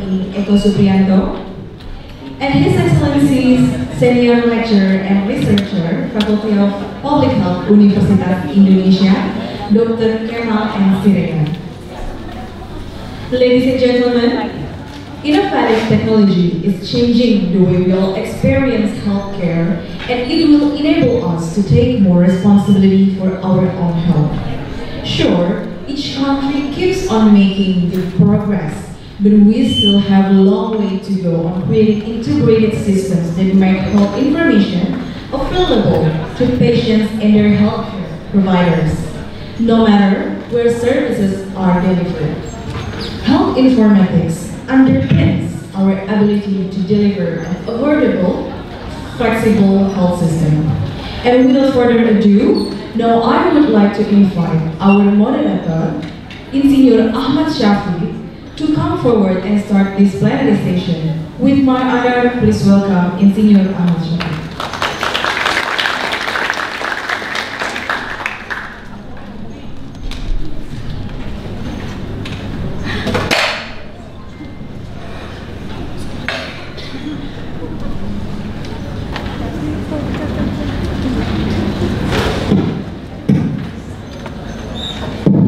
Assalamualaikum warahmatullahi wabarakatuh. Good afternoon, everyone. I'm very delighted to moderate this panel. This is the fourth panel on health informatics, and we will have three prominent speakers from Indonesia and from outside Indonesia. We will have 20 minutes of presentation for each speaker, and we will have 20 minutes for panel discussion at the end of presentations. And so our first speaker is Professor Shu Tiqiao.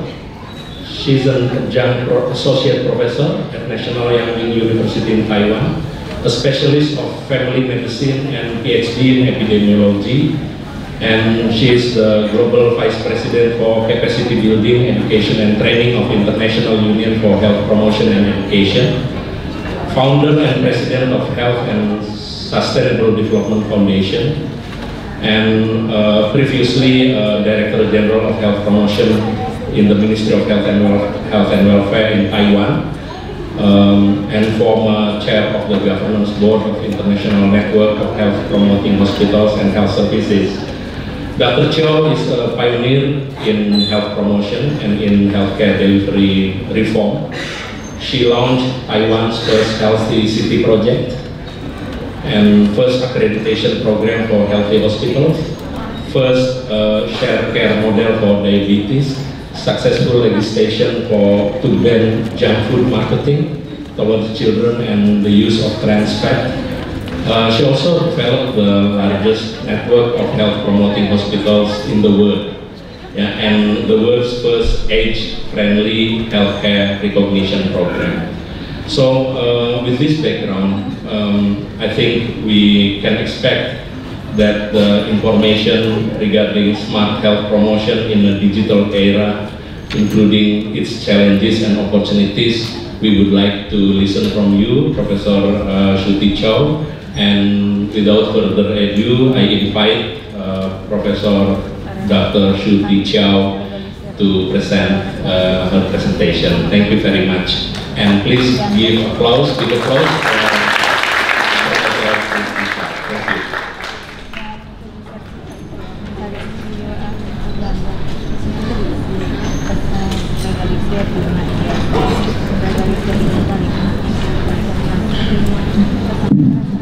Dear Mr. Chairman, thank you for your kind words. And dear colleagues, it's my greatest honor and pleasure to be back here again. This has been my probably third consecutive visit annually to Indonesia. And to me, this has become one of the warmest places to visit. It's so great to see every year you are doing wonderful things. And this year, you declare no plastics to the world. This is the best health promotion. You are saving the planet and you are helping the people. And also, I'm sure the alternative economy will grow to reduce the use of plastics. And I'm going to talk about digital health. And I would like to say a little bit more on health promotion, but I will also include the broader field of digital health. Is this plastic? It doesn't listen to me. How do I get the next slide?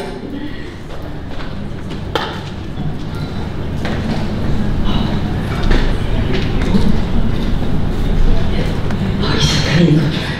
Okay, so I will go through the background and I will give you the current landscape according to some WHO survey and some important policy documents recently published by WHO, and to give you some real-world examples and to give some comment. Yeah, I know, I should point to the magic lady. Yeah. So, how about the background? Okay, so actually in UN 2030 Sustainable Development Agenda, actually SDG 9, to build resilient infrastructure and to promote inclusive industrialization and to foster innovation. Actually, in the target 9.C, UN would like every member state to significantly increase access to information and communication technology and to strive to provide universal access to not only healthcare, but also to internet, and especially in less developed countries. And you know, 30 years after Ottawa Charter, in 2016, the 9th Global Conference on Health Promotion released the Shanghai Declaration. And there are 3 priority areas, including good governance, development of healthy and sustainable communities and cities, and health literacy for all. And it is explicitly written in the Shanghai Declaration, especially for healthy city and community. They say we should create co-benefits, making full use of social innovation and interactive technologies. So not just the physical world we are in, but also the virtual community. We should make the best use of the interactive technologies. And regarding health literacy for all, they think we can empower citizens through harnessing the potential of digital technology. And what happened in 1 internet minute, a lot of things. If we put the world population, the number of world population as the denominator, then you can see about 0.24% of texts were released, and about 2.4% of emails were sent within 1 minute. You can see it's a very busy world, okay? And according to this pie, you can see what are happening every minute. What are people doing in the internet world? They do social activities. They do shopping, online shopping, very important. And also, they use internet as a tool to get information, to search for resources and knowledge. And also, they use internet for entertainment. So, for example, YouTube is very widely used. But, so when we are talking about health in all policies, don't forget health in all internet activities. And so this is the new term, netizens. What do netizens do on the internet? As I said, they spend their time, they spend their money, and they also pay their emotion there. And they get connections, they get communication, they get information, and they get interventions from people they don't know, okay? And so, as I mentioned, those activities are going on everywhere. every minute. Oh, okay. But regarding to the top 10 websites in the world, I went to their homepage and I could not see health, this word, in any one of the top 10 websites. So we must work harder. And how about smartphone? It's about internet, but how do we access internet? Actually, more and more people now, more people access internet through smartphone than through computers. So, smartphone is very important, and health is very important. And for example, South Korea, 94% of adults own a smartphone. And Chinese, 97% of their netizens access internet through smartphone. And by 2025, 80% of global connections will be through smartphone. And when we use smartphone to access internet information, which channel do we use? 90% are through apps. So it's very important to design apps for your people to access your information. Okay, and most of the smartphones contain apps for health promotion and health management. Okay, 65%, a little bit higher than the percentage containing games. However, the most often used app is the social media apps, and then it's the gaming apps and communication apps, communication and texting apps, not the health promotion apps. And I will later show you the data in Taiwan. Actually, very, very few percentage of people, although they have this fitness app in their smartphone, more than 80% of them didn't use it in the last month. Okay, and for young people, they are willing to pay to get apps. But be careful about your design. 21% say they might delete the app if the logo doesn't look nice, okay? And also they think how much memory space your app is going to take up is an important factor. They consider whether to download your app and whether to maintain it in their cell phone. Okay, and what happened? 66% of smartphone users, ask yourself, perhaps higher than that, are addicted to your phone. You wouldn't live a day, wouldn't live an hour or a minute without your cell phone. You are worried about the run out of your charge. Okay, and 61% they go to sleep with their phone, and they even go to toilet with their phone.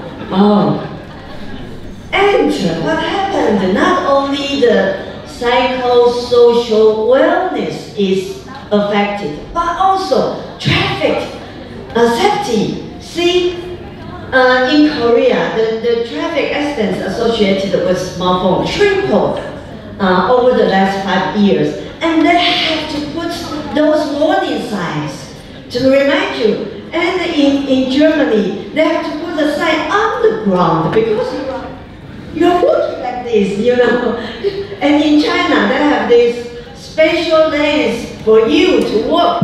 You are the text trains, okay? You walk and you text. So many problems and so many false and misleading information everywhere, right? And people are crazy. They go viral everywhere. And people couldn't tell which is right, which is wrong. This even is associated with the measles comeback event in Europe and in US. And then Pinterest has done something very brilliant, very brave. For people who search for vaccine safety on Pinterest, they would like to say, hey, if you are looking for this, please direct the searchers to the public websites where trustable information, correct information can be provided. They try to do something good to combat the wrong information. And then here, this is actually published in 2016 by WHO Europe. They talk about tackling food marketing towards children in the digital world. So, managing, regulating TV advertisement to children is no more enough, because that's already not the major advertisement route for children. Actually, they say so many tracking of information, personalized promotion and marketing towards children, very difficult to manage because quite often it's from the other countries. So this report showed the influence of internet on the marketing of junk food to children, and we must do something about that.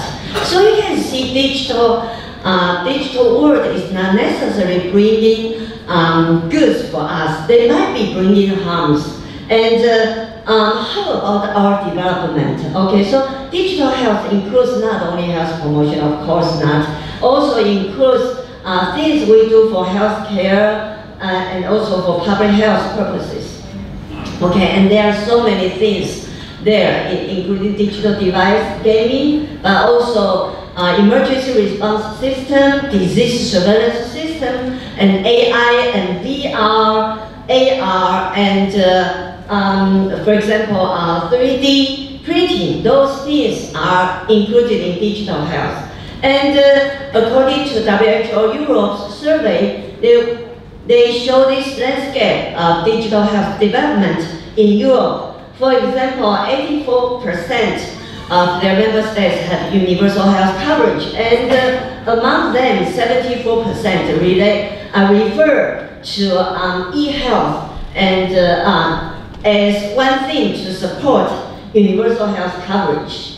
And for electronic health records, only 60% of their member states say they have this national system, and usually it's due to financial barrier to develop this system. And telehealth, only 27% of countries are using this spatial resource from digital technology. And for mHealth, nearly 50% of European member states have the mHealth programs. And for social media, actually it's very popular.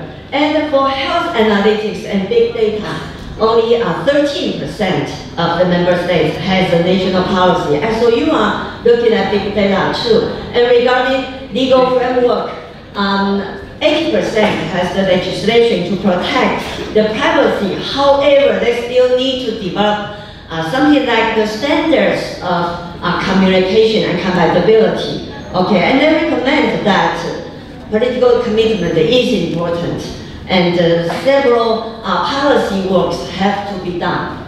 Okay, and actually in 2018, last year, this the resolution for digital health in World Health Assembly. They would like to maximize the utility of digital health to support universal health coverage and to achieve health for all. So they encourage governments to do assessment, development, integration, training, and protection for the development of digital health. And actually, WHO has published this classification of digital health intervention.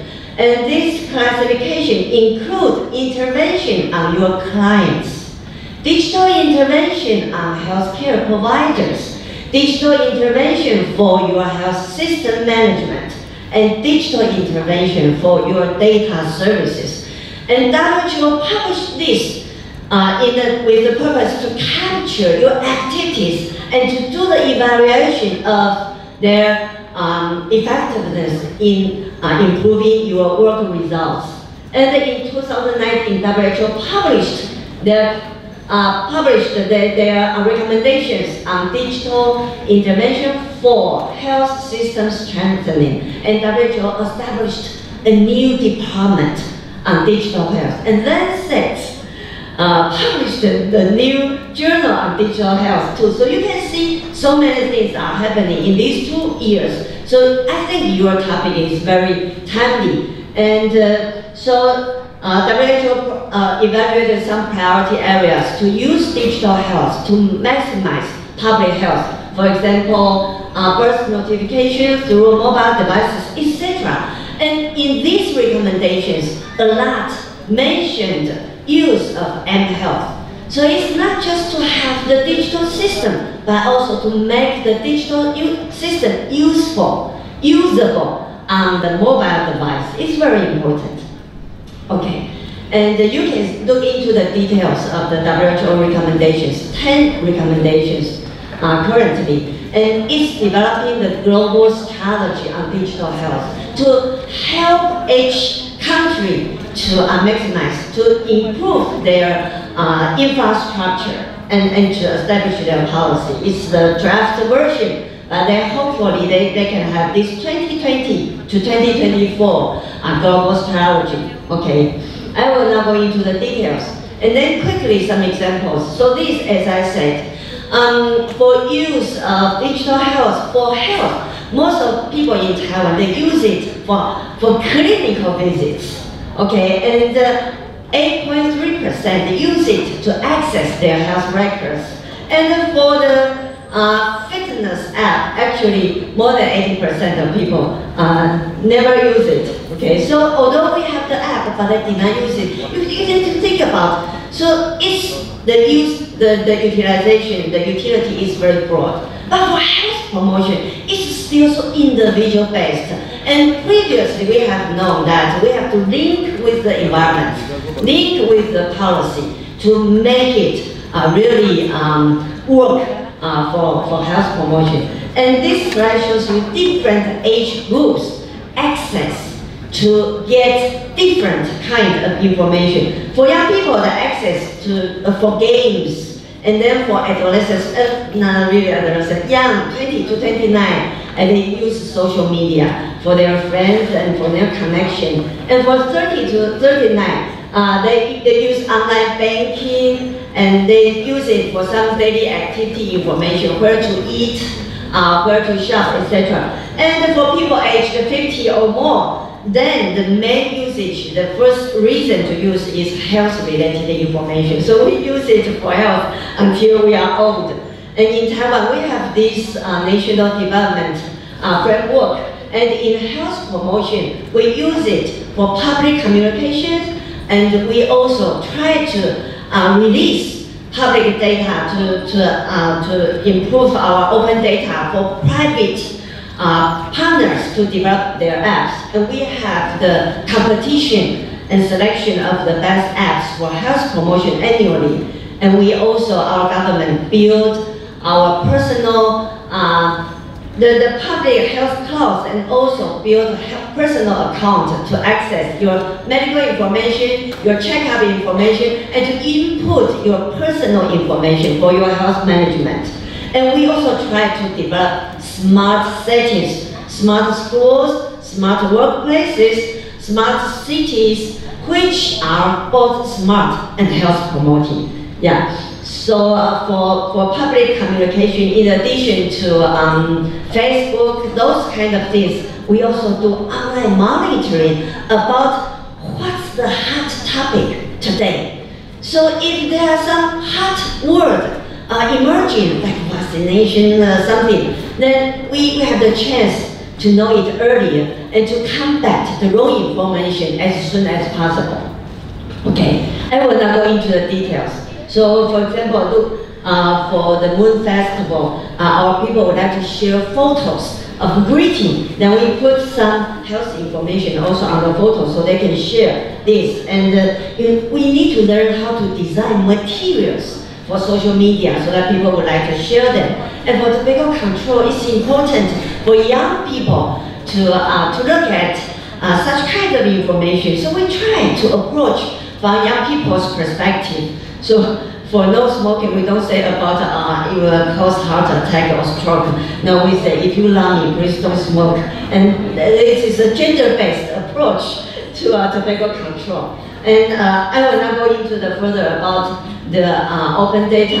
And for apps, We ourselves developed all kinds of apps for obesity control, for smoking cessation, for breastfeeding, for prenatal checkup, everything. But then I would like to show you quickly. But it's very important we link this app to the facilities and resources. Okay, so it's not just person and the device.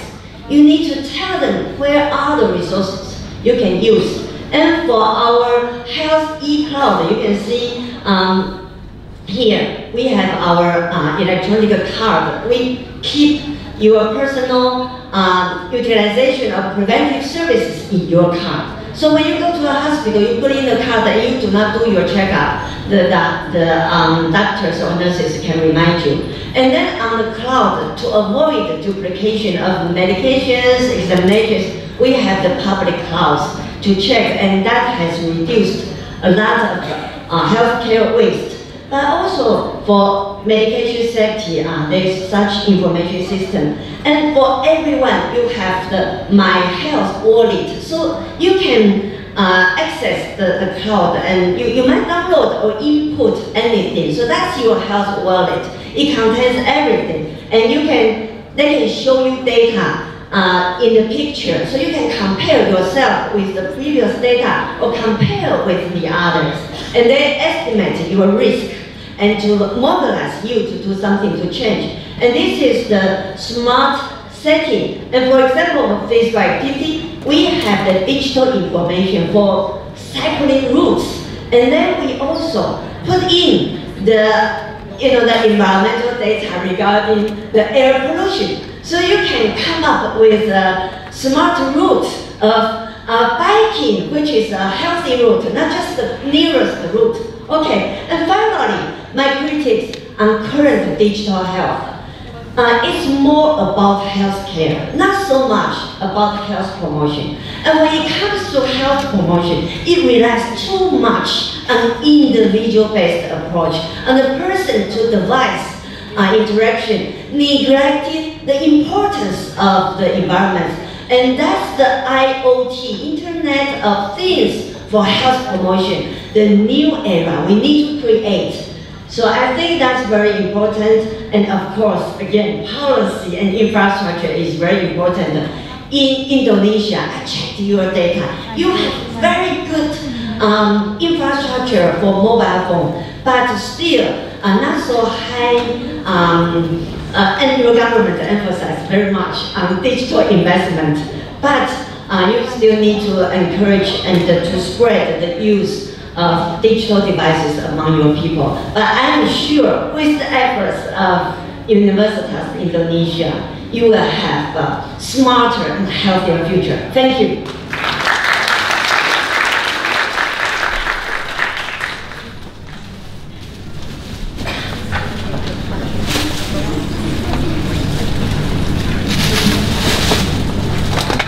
Thank you. I think it is a perfect opening presentation. Our next presenter is Professor Eko Supriyanto. He's a professor in Biomedical Engineering, University of Technology, Malaysia, and he's also an adjunct professor at Faculty of Computer Science and Automation, Ilmenau University of Technology in Germany, as well as a research fellow at Faculty of Public Health, Universitas Indonesia. Applause. This university, and he worked as consultant to WHO, Malaysia Ministry of Health, and Indonesia Ministry of Health for medical devices and health informatics management. Professor Eko published more than 250 international journal or proceeding papers in engineering, health, and computer, and he has more than 40 patents. Wow. And copyrights in the area of health science and biomedical engineering, as well as obtained more than 30 international research awards. So please give applause to our next speaker, Professor Eko Supriyanto. He will talk about human programming in public health, health promotion and prevention. Professor Eko, the floor is yours.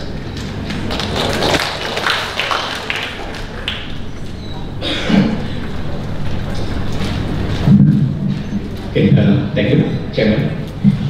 Selamat siang, Assalamualaikum, and good afternoon for all.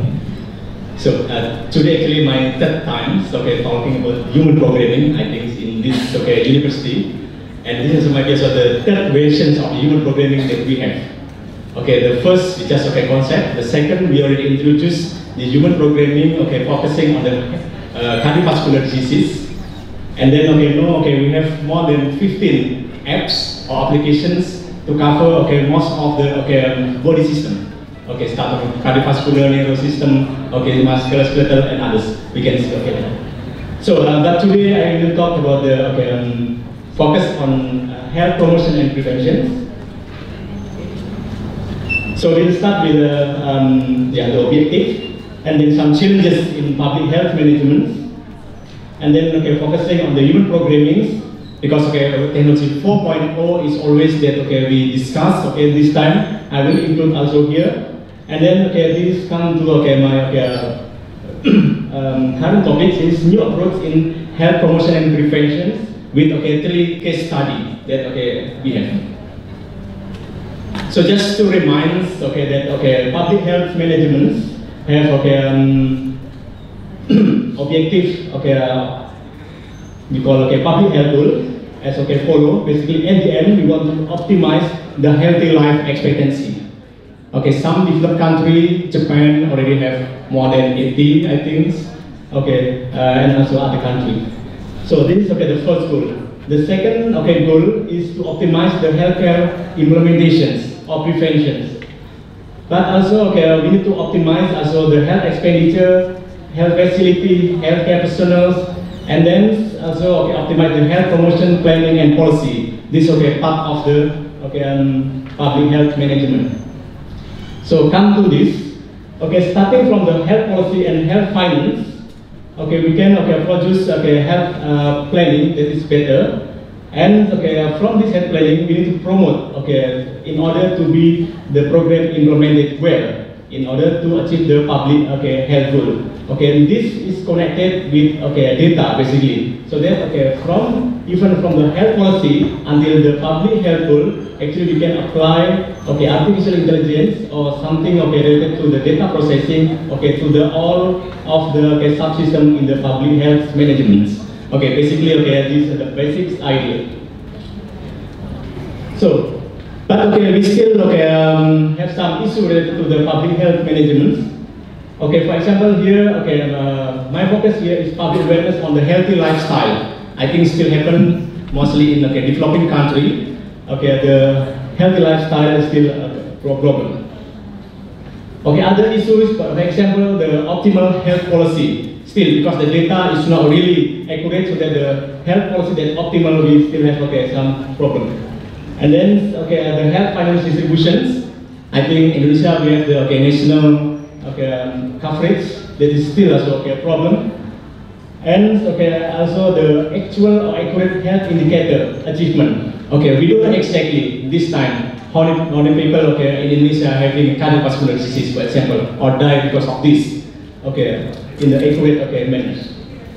This problem is happened because one of the specific problem in public health management. For example, lack of data quantity and quality.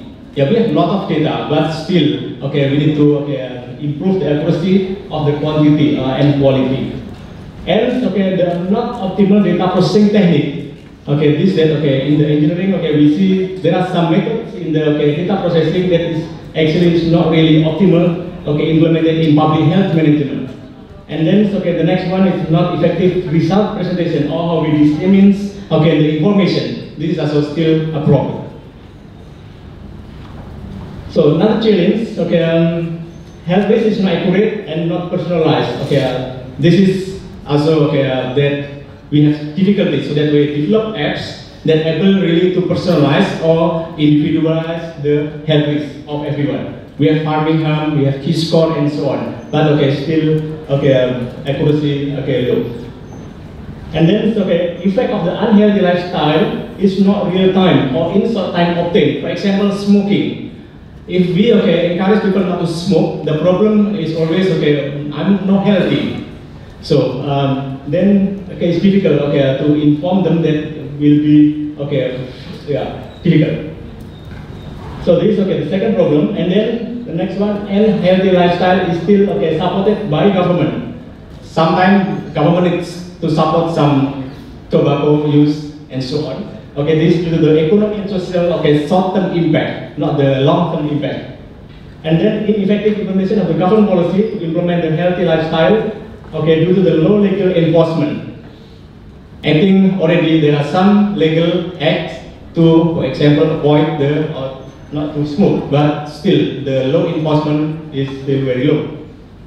And the last one is no clear reward or punishment given to the system to people which practice unhealthy lifestyle.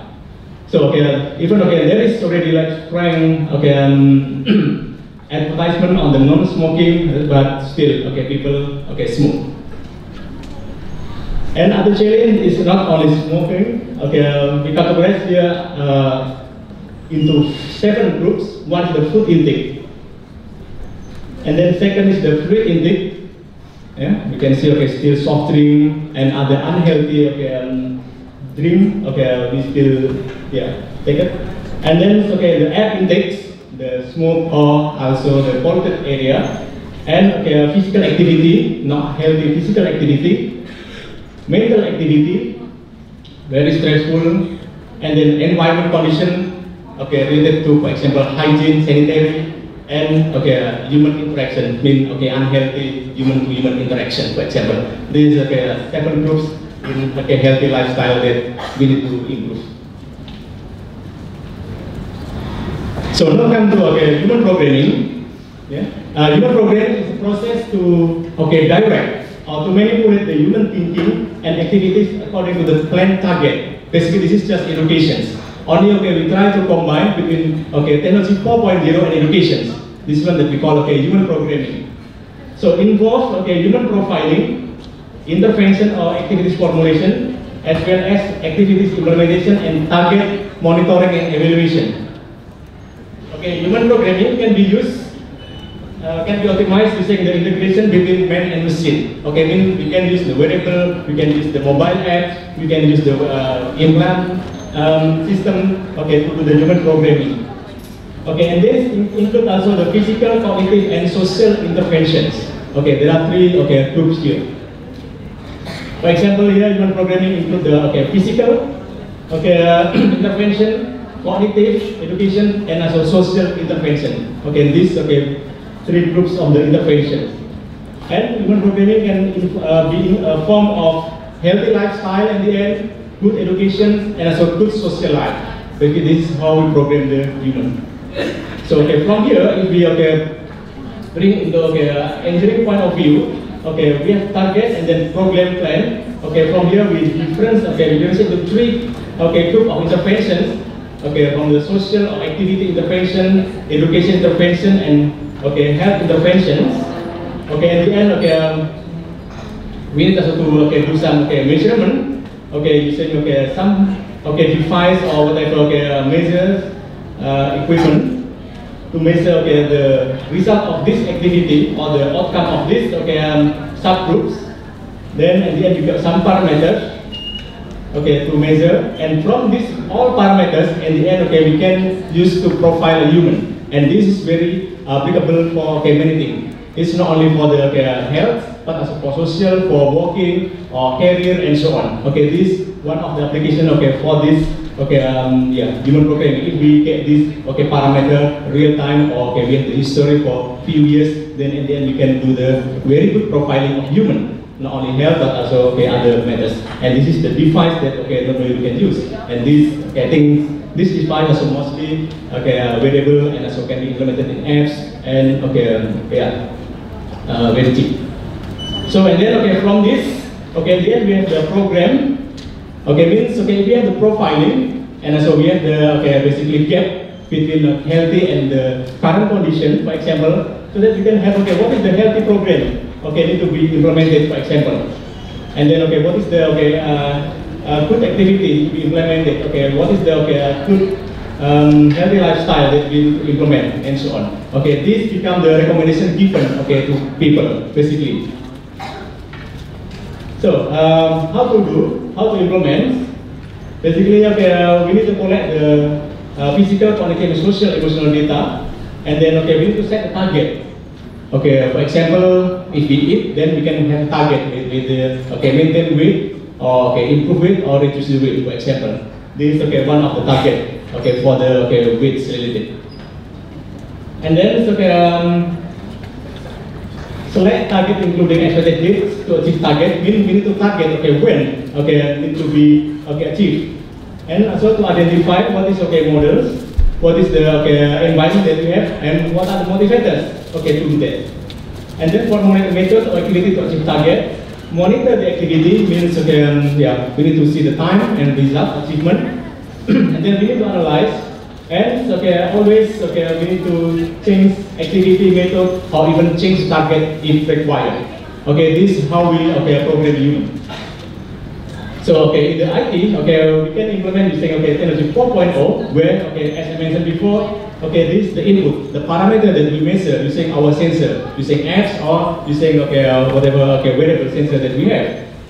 Then important also we have the database. This can be from the epidemiology data, from the big data, from the database, and we have rules either just simple expert system or the new machine learning, for example, to produce the output. And this is a dynamic system, means the system this time will be different for the next 10 years. But also different system put it in Indonesia will be different in Singapore, for example. This how the 4.0 technology will personalize the things. So this is basically there are two big things that we need to have. One is the big data center, as a central processing unit, and then a variable or something that is mobile system, then we can bring everywhere. So this is part of the smart assistance.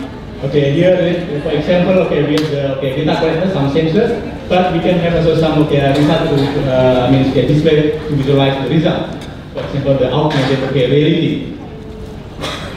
And then we have also the big data center that classify the diseases and so on using artificial intelligence.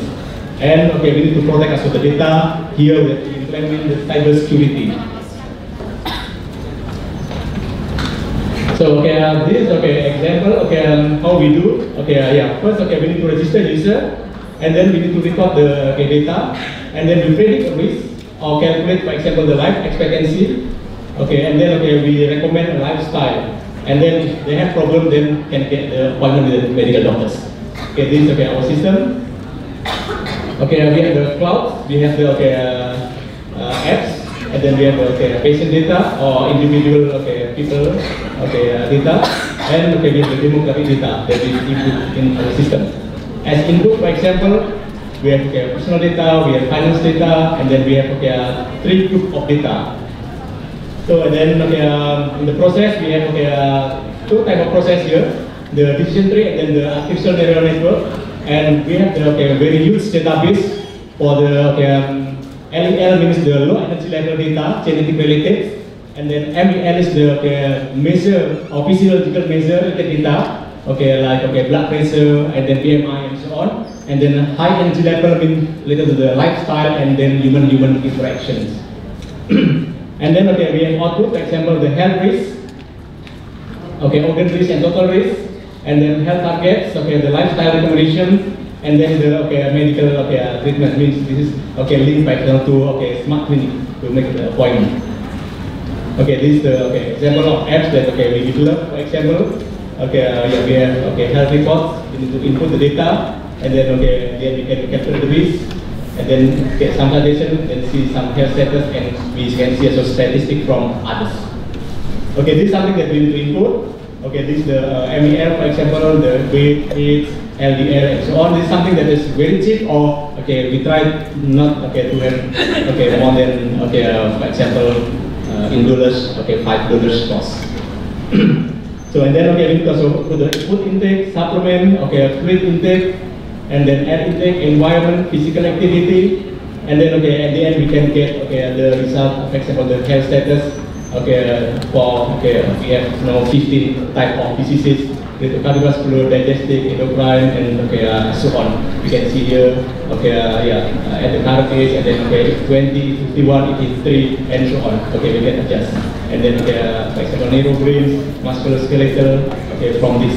And here, we can have the map. Know how is the characteristic of our body. We can see in this diagram, or we can also see the result of our body using this indicator. If red, then problem. For example, if blue, then it's good, and green is okay. And then if zero, we need to be very careful. For example, this is something that we relate with this result. So and then we can so these results. We can calculate actually automatically the life expectancy based on the average of all the diseases that we have. We have individual risk. We will die because of the cardiovascular or we will die because the neurocardiovascular nervous system or at the end we can average our life expectancy, for example, 78 years old. And the national average 71 means I'm already in the healthy condition, for example. This is something that very interesting for the promotion of the health. And then we can have some lifestyle recommendations. Now some case study how we develop this system and how we verify or validate this system. We have 3 cases here. For example, for the chronic kidney diseases, we have the input this, we have the database, and then we use the rule-based decision tree and artificial network, and then we have the current chronic kidney diseases risk. This is something that we need to use the decision tree, and then we get the database. For example, this we extract from 47 journals, we have extract from 56 journals, and so on, so that we can have plot this. And then for the smoking, for example, from 73 journals, the relation between smoke and kidney diseases, for example, and then at the end we can get this formula. We combine and then we get the result, for example, 39%. So this is the old methods. The new method we use this one, artificial neural network. No need to have all the statistics. We just ask people to use it. More people, then more accurate. This is basically the rule. We just need to mention all this one, the parameters, and then they have problem or not. If not, then no. This after few thousand. For example, here we have 1 kilo in 1,000, and this is just 20 people. This is 1,000 people. So at the end, we get the result like this. So the decision tree, what I have before is the accuracy is 95, and then using ANN, 1 kilo people is very heavy. Mean we don't need to collect all the epidemiology data. Mean using statistic or what we call journal, but we just ask people to use the apps, and then we can get the result 95% accurate. And this if more than almost accurate. But this is specific region. If you go to Taiwan, then it will be different. Go to Germany, then it will be different. Result. This for monitoring case, for example. Second, we have case study to improve our system also. Last time we developed already the corona diseases without considering the dietary fatty acid. And now we improve the system with the saturated fatty acid. And then we use the hydrogen of 60, 45 and 30, and then and the end this is without, and this is with dietary fatty acid, and the end we get the result. If without, it looks the current smoker is the highest factors of causes for this disease. But after we have this, it looks here the current smoker maintained, but there are other things that higher. This is saturated fatty acid. This improves the current result of the journal. Because of this training method. So this is the results, and then the last I think we have a smart nutrition management system. That we implement this one also. We have some data from the users, and then we have system, and then we produce what are the recommended food for the people, and then we have some options: popular style, vegetarian, vegetarian, Malaysian style, and so on. I think this is online already. You can put your name and then your creative and so on, your goal to maintain weight and so on. And then you can get the value of the calorie. But important in our case, you can choose the food in the morning, afternoon, or night. okay, or you can so analyze the food, but in the end important also, okay, if we have this one, it's not only calorie, but important also to relate to the 15 diseases. Okay, if you eat this one, what is the impact? It's not only for your weight, calorie, but what is the impact for the brain, what is the impact for the kidney, what is the impact for other things. So, and this is also the suggestion, macronutrition, the fat, mineral, and vitamins. And the next one, basically the system is free. Then we are currently optimizing the smart health apps. We are joining users, they come. And then we integrate. We hope that with the national health insurance and integrate with the identification card as national health registry, and then we integrate apps with the healthy lifestyle business, and we hope that this help we hope able to achieve the public health goals. Thank you very much.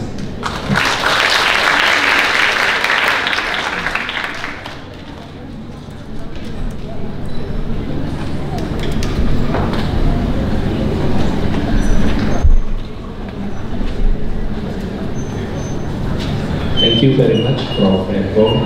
And now we will have our third presenter, Dr. Kemal Siregar.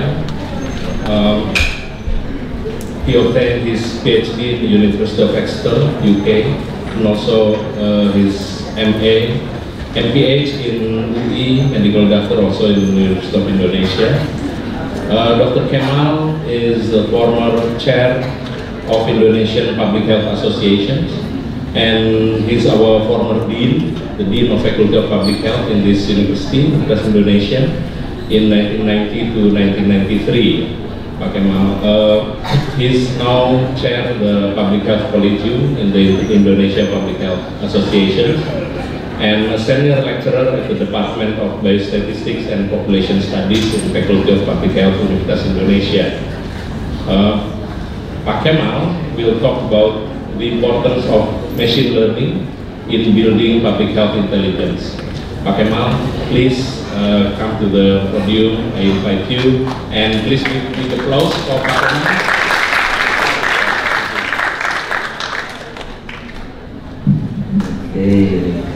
Thank you, Pak Satif.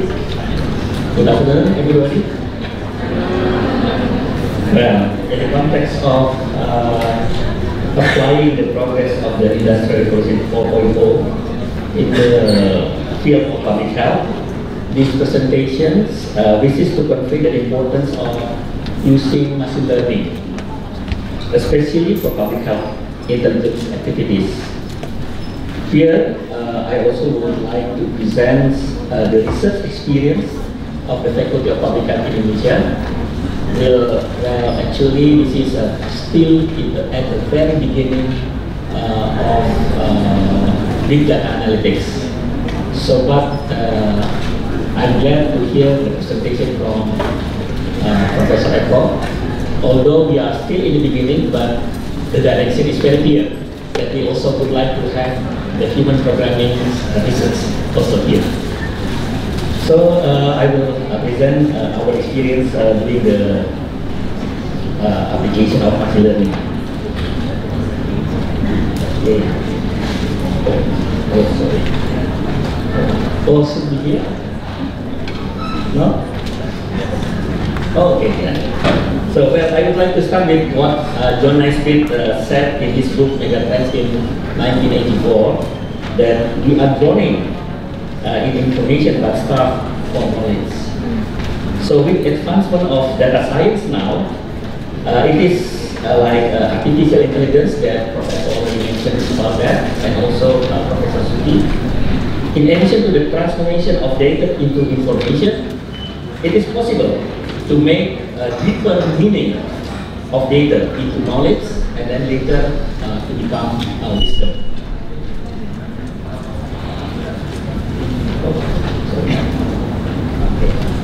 So after the introduction, I will present about the roles of public health intelligence, and then the protection use machine learning, process of machine learning in brief, and finally the experience of Faculty of Public Health, Indonesia, in using machine learning for public health research before the conclusions. Well, some introductions. Indeed, at this time, the situation of health information system is being continuously developed by the government. There are developments, there have been developments, but it has not been significant yet. There are challenges, which are resources for health information system always limited. Data management capability are always relatively low. Not to mention the inadequate data quality and the integrated data from various sources to be compiled comprehensively is very challenging for Indonesia at the moment.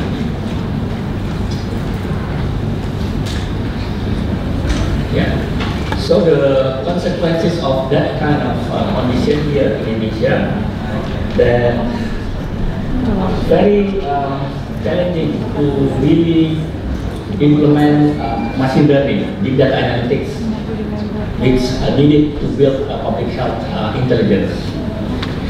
So at the moment, it's not really ready yet for big data analytics. So that new discipline would be important here, that how we could make use machine learning for public health. So that's why in the last 2 years, Faculty of Public Health of University of Indonesia, together with Professor Eko, we established health informatics research cluster to start implementing machine learning.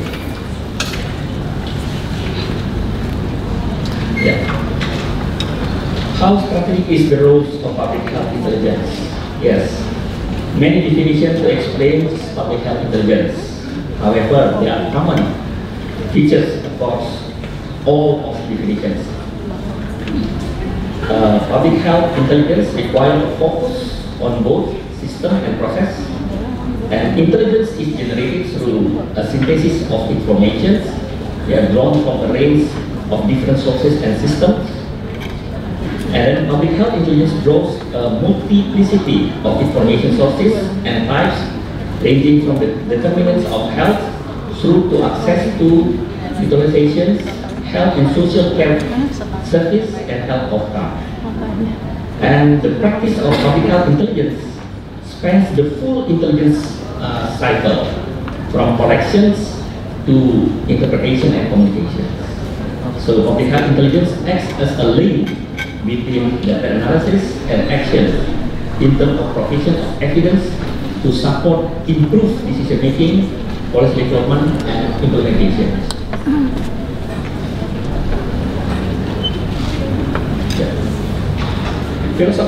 Philosophically, the notion of public health intelligence in Indonesia must refer to the existing laws and health realities in Indonesia. Indeed, public health intelligence is important to intelligence at the state where we can draw evidence-based decisions for action to improve public health. I would like to highlight here the word of intelligence. So it means that it should be something very strategic. For instance, when we deal with the large scale of national public health decisions, including to protect people from infectious diseases that are very dangerous, that could weaken community resilience, for example, related to bioterrorism. This is now become the agenda of global health security. Other example is ensuring that every newborn baby in the early stage of the next generation is in good health. So this is that I would like to highlight that the importance of the use of public health intelligence. But then,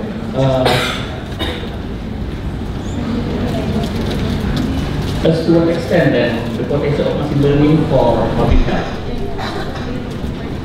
We know that a number of advances in the fourth industrial revolution, but this time the attention is focused first on big data analytics.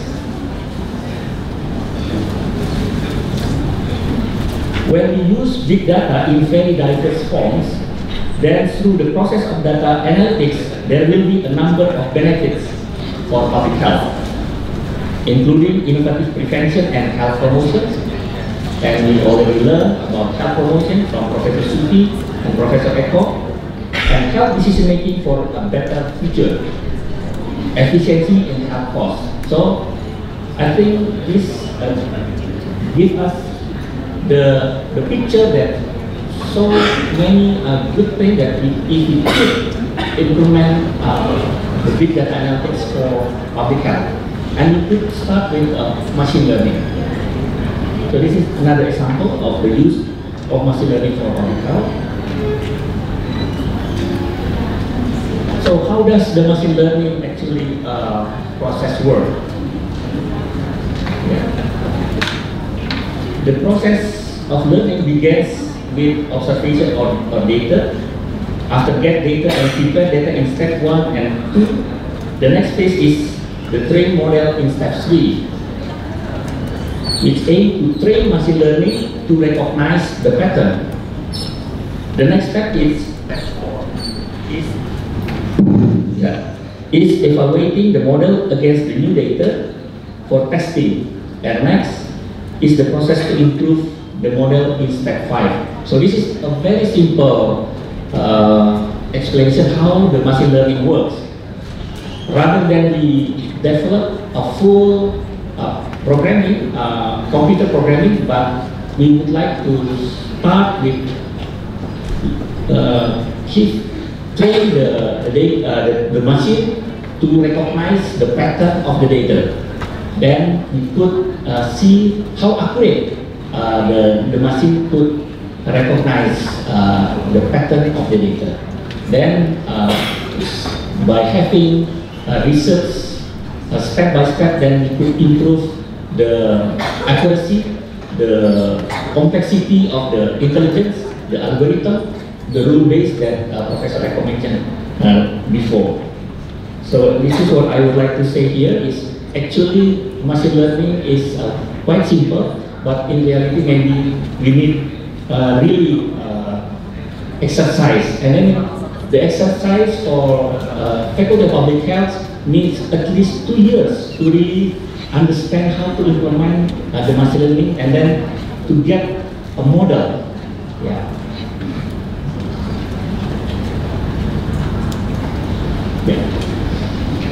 So after the establishment of Health Informatics Research Centers at the end of 2017, there were a number of research articles in the last 2 years. So from this, we learned to what extent that they already have the capacity in terms of implementing the machine learning research. And then for this, a review is conducted. 10 articles selected purposefully, which were preliminary studies before using machine learning, and 10 articles selected here to see to what extent that they already have the capacity.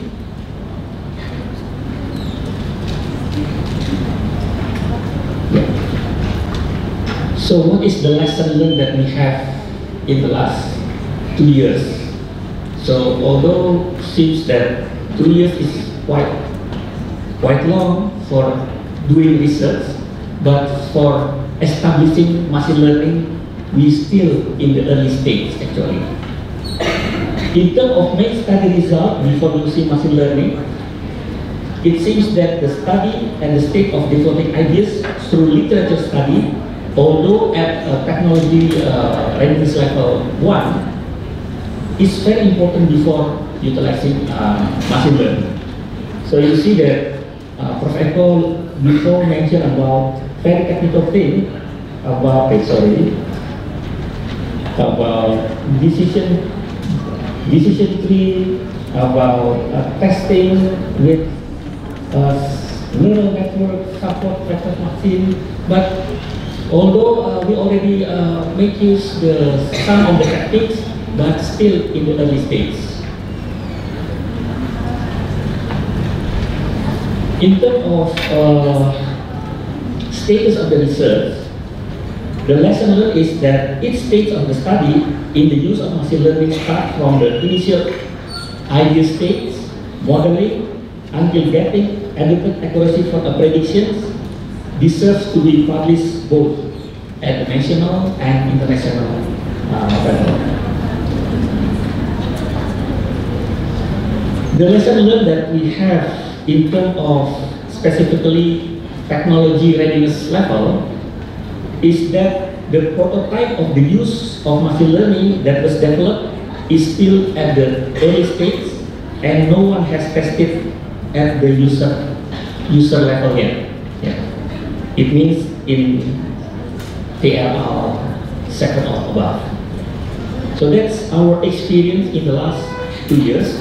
But now we are confident to move forward, to go to the research in more advanced research, like what Professor Ek already mentioned before, like human programming that start with the machine learning. So, in conclusion, I would like to say that based on the experience, the machine learning methods are very useful for recognizing pattern, whether it is positive or healthy or negative or risky, and making prediction of outcome with high accuracy. Of course, to get the high accuracy, then we get to have more data, more resourceful. This research experience can be the basis for future research agenda in public health. And later also maybe in human programming or at the national levels public health intelligence, which needs a high level decision making and should be a very strategic purpose. So this is conclusion that I would like to share with you. Hopefully later or in the next keynote, maybe we could start presenting early stage of human programming. Thank you.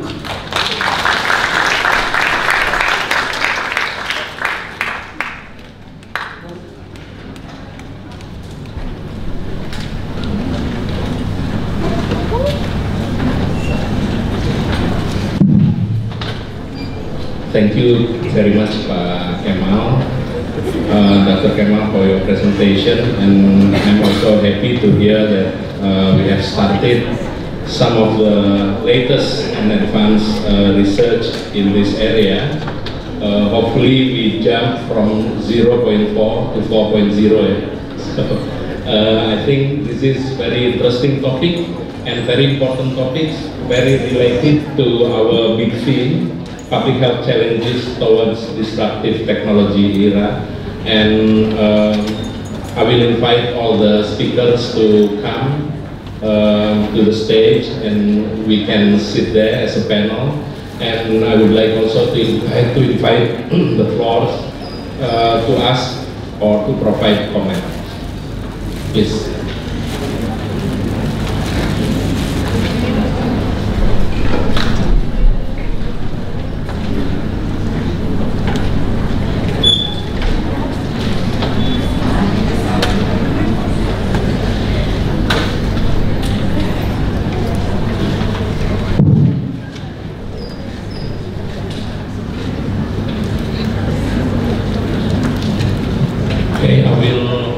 For the first term, I think I will invite 3 questions from the floor.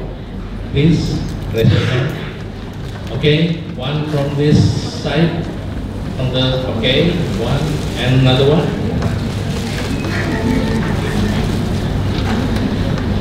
Okay, to the committee, please hand yes. For the first question, please. Thank you.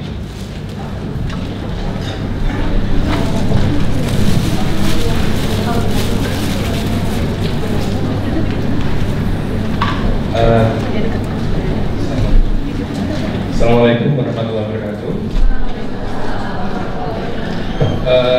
I have a few questions about human programming in public health.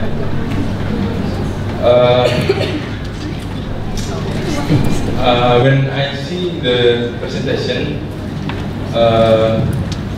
I see that maybe to build this human programming, maybe it needs a lot of data. Is it true or not? And then, if true, then how much data that categorize that's okay to build the human programming. It is okay to a small data. It is okay with small data, or we must have big data. And second, in human programming, the apps that presented, it can detect a disease or gangguan on the system, on the system disorder. Yes, it's a single disease or a systemic disease. Okay. And what is the challenge? What you choose is on disorder on a system or a disease, and what's the challenge in that?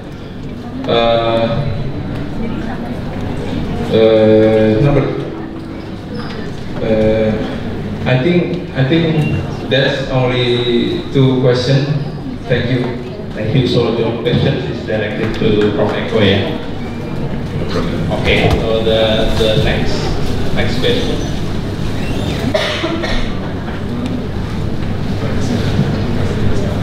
Assalamualaikum warahmatullahi wabarakatuh.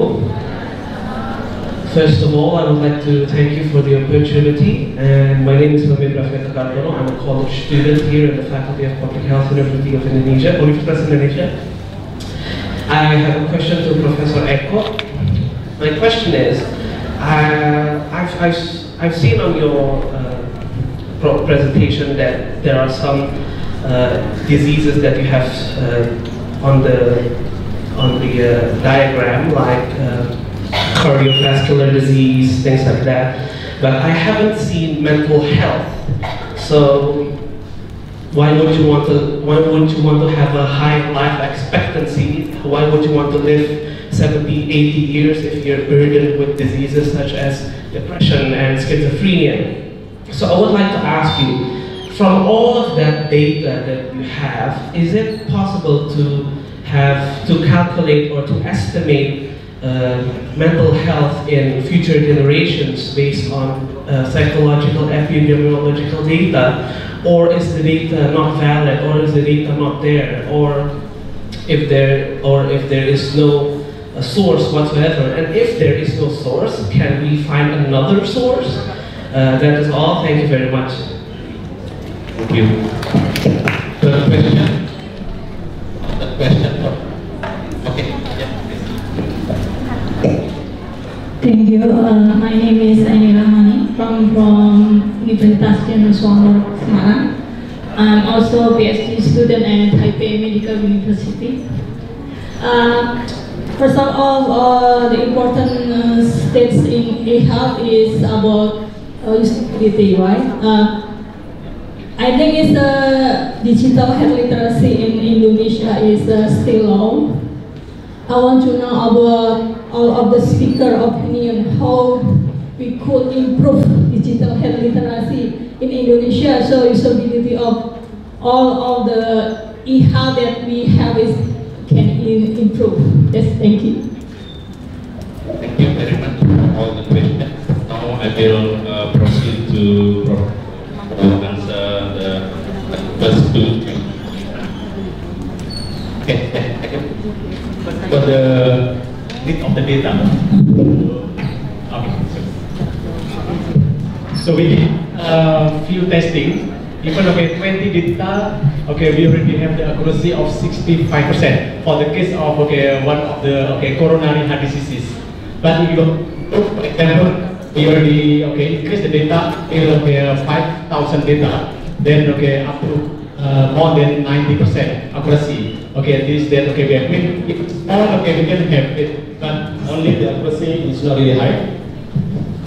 But this is also depend on the population, depend on diseases. If very small, okay, diseases, for example, tube defect, for example, in the fetus. Okay, we did also using 15 data only. We already improve. We have already accuracy more than 85%, for example, because this disease is very rare. Okay, one of, I don't know, okay, how many thousand, okay, born babies, for example.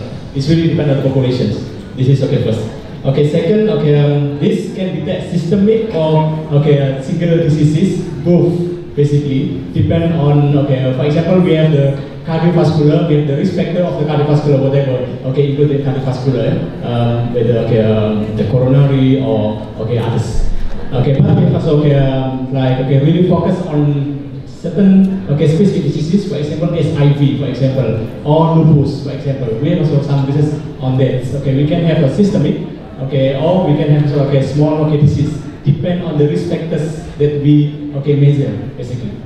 So this is okay to okay yeah, I'm sure that I can give. Okay, if you have further questions, we can okay, discuss with me after this. And second, for the mental health, we didn't start. Okay, it's interesting actually. Okay, but we already include okay in our risk factor. One of them is okay the mental activity. Okay, we have some question related to the mental activity, but we didn't classify to the mental disorder. Okay, yeah. Okay, good if you want to okay join with us and then okay yeah develop okay this for the purpose of the mental health. Okay, thank you. Feko, I think the third question is also applied to you, besides to others. So I think I would like also to invite your comments on the third question related to low digital health literacy in Indonesia. So, I don't know the law in Indonesia. Law? Oh, okay. Because the low digital literacy for the health is complicated basically. First is, okay, the accuracy of the data. Maybe people not live this time yet. Okay, the data is accurate or not. If it's very accurate, very good, then maybe okay they start to okay try to have it. And second, but I think the number of the YouTuber and so on is increasing. Okay, I think we'll come to this. Okay, I think this is first this one. Second is the okay, visualization. Okay, how they able to interact. Okay, for example, people. For example, okay, okay, mention also, okay, there is some cartoon or something like that, animation that can attract okay the people. Okay, to use okay this okay digital okay for example apps. So this is okay something that okay why is slow, but will come I think okay slowly. Okay, about digital health literacy, I think. I would like to look at it from two perspectives. One thing is how to improve digital health literacy. However, the other thing is whether improving digital health literacy will improve health. That's another story. Okay. As I mentioned in my talk, I really hope this can be understood. Okay. So regarding how to improve digital health literacy, may I give the example of my husband? He refused to use smartphone until, so he is illiterate about the digital world until my granddaughter would like to meet him through internet, through line, through those social media. So there's some reason that he would like to use and to learn.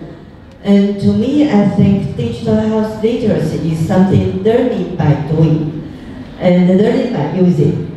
So, and also very important that although my husband is a strange example, because on the opposite side, many of the senior people in Taiwan, 80 years old or 90 years old, although the utilization rate is lower among older people, however, many of them are trying and learning to use it. So I think the first thing is that we should take away the ageism and stereotype and we open our mind to that people can learn. And then also it's very important. So if we promote digital health through digital work, we will not be able to reach those people who do not use digital device. So we have to link this with the real world. So I call it in Chinese 立体. It's a multi-dimensional world. It's a complex world combining virtual world and the real world. That's the whole world. We must combine it. And we must put meaning and value into the use of it. And then, of course, we must be aware that who are the persons who need this most. And also, we should, when we are developing the apps and everything, we should try to make these things easier to use. Enabling doesn't mean we have to learn 3 years to use something.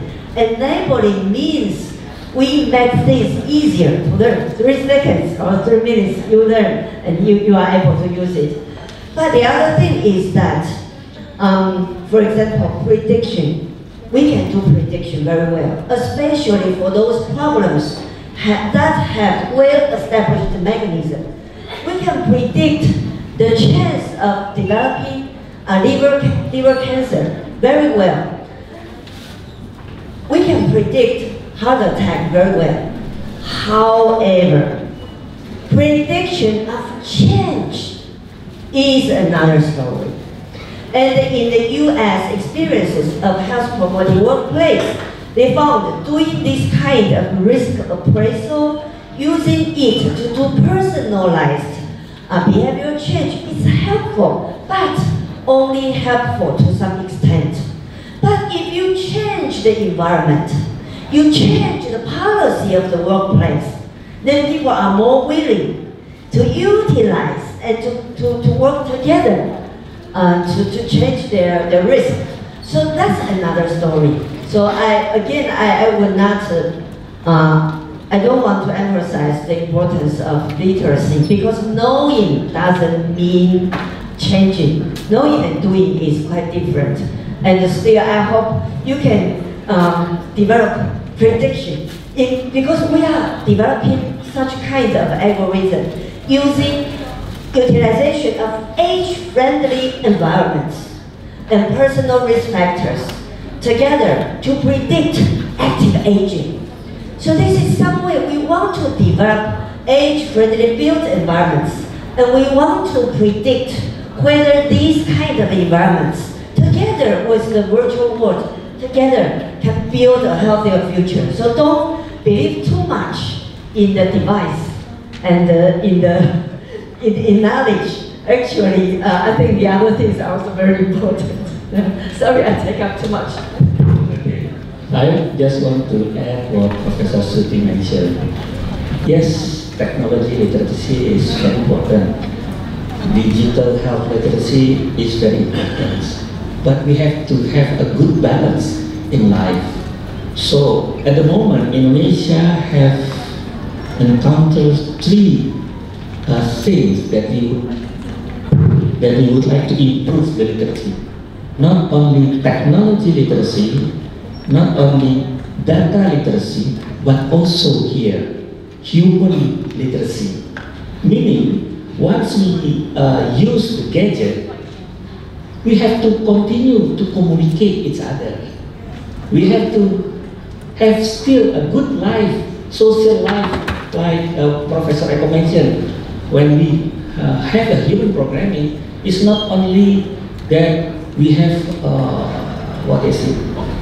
cognitive programming, no, but also social life, healthy social life.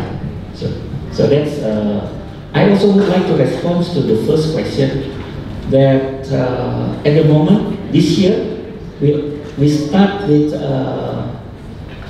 prototyping using a mobile apps for a single disease, stroke, hypertension, and diabetes mellitus. So hope if we could, or if we success with this, then we would like to have more complex of human programming by Thank you. Thank you. I think this is very interesting topic and discussions. If we talk the interface between machine, technology and human being, and especially populations, then it likes open a can of worms, because it is very complex. But I would like to resume some of the responses which I think important. First, the use of data. Data use is depend on the prevalence of the disease in population. So for rare disease and common disease, it would be different. And how big the data is needed, it really also depends on the complexity of the pathology. I think this is the principle in modeling. So, and the second question is related to the mental being. I agree with you that mental well-being is very important, and even in the university, we need to develop this kind of system to detect, as to prevent problem with mental disorder among students and maybe among lecturers as well. So I think this is very important, and we should start now. So Prof. Eko invited you to join the club. With human programming, especially mental well-being. And the third question is related to health literacy. I think it is important to highlight that there is a differences between knowledge, literacy. There are different types of literacy, I think. Functional literacy, interactive literacy, critical literacy, and it's all important. Somehow, it would not guarantee the best outcome in terms of disease prevalence and how to prevent this. So it is only one dimension. We still need more approaches, different approaches to overcome the situation, especially in the public health. So we still have 5 minutes. I would like to invite more questions from the audience, if there's any. Yes, please, Professor.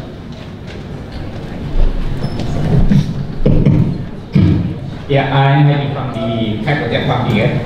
I would like to ask you, Prof. Suti, in Taipei, when you are talking with digital health, are you dealing at all with security and information privacy? For example, in Taipei, how a girl or a boy is independently could use mobile phone without parental consent?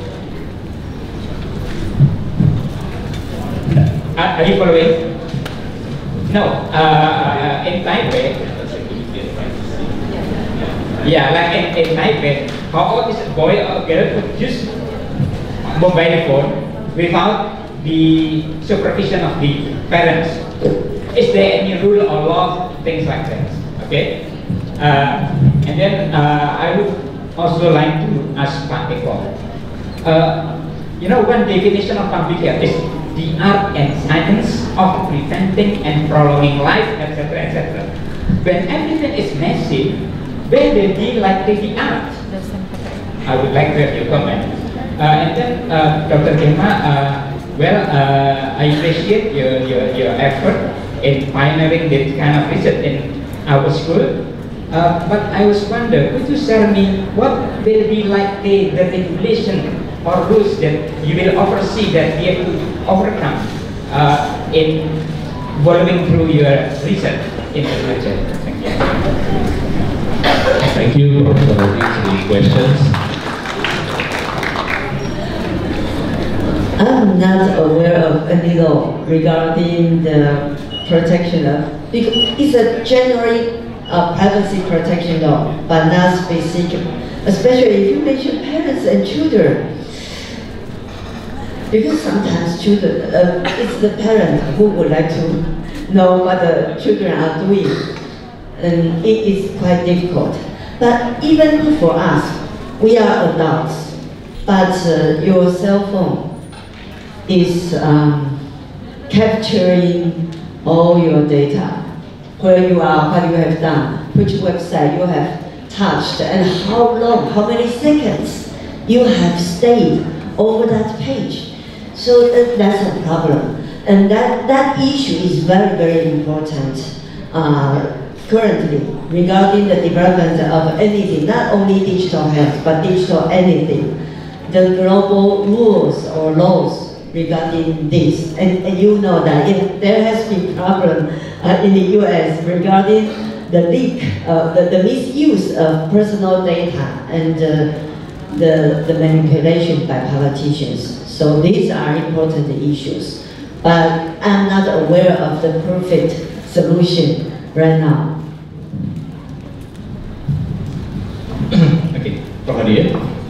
So the art. Okay, talking about the IT exists different dimensions. Okay, art, human, finance. Okay, in physics we categorize as classics. Okay, physics. But the data, the IT is the quantum physics. Okay, these different definitions. In quantum physics, even the psychology, even the art is just the collection of the cognitive information that is very complex. So that becomes somebody having art or having a psychology problem. Okay, for example, no robot able to draw very nicely, robot able to sing very nicely. Do something that is from the information very complex. And something also, robot cannot have the emotions that in the beginning, in the classic physics, cannot be like that. I mean, emotion is something that cannot be done by the robot, but in the end, no robot also have the emotion. So that that is different in the future. Yeah, IT and other classics physics. Okay, this is my answer. Okay, thank you, Kemal. The effect of your research on regulation of policy.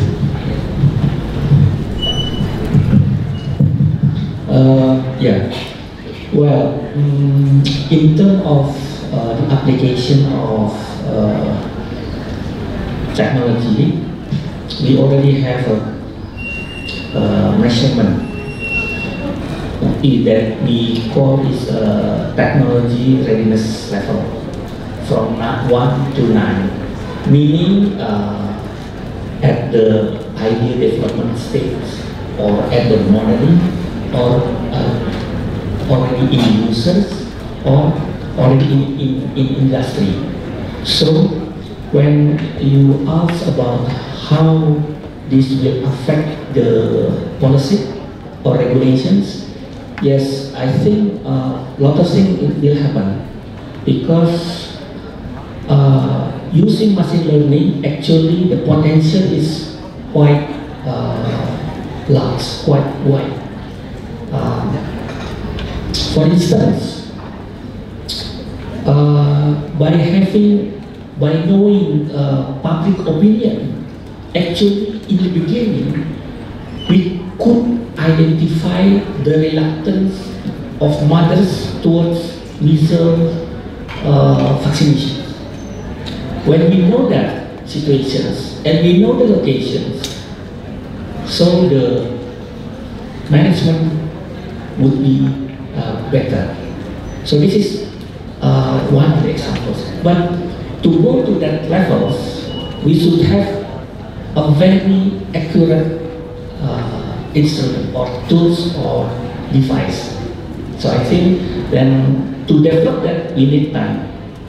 Yeah, so at the moment we are still at the early stage of the development. Thank you. Thank you very much. Unfortunately, we are running out of time, so I would like to thank all the speakers. It is very important topics to be discussed, and many, I think, is an eye-opener for us.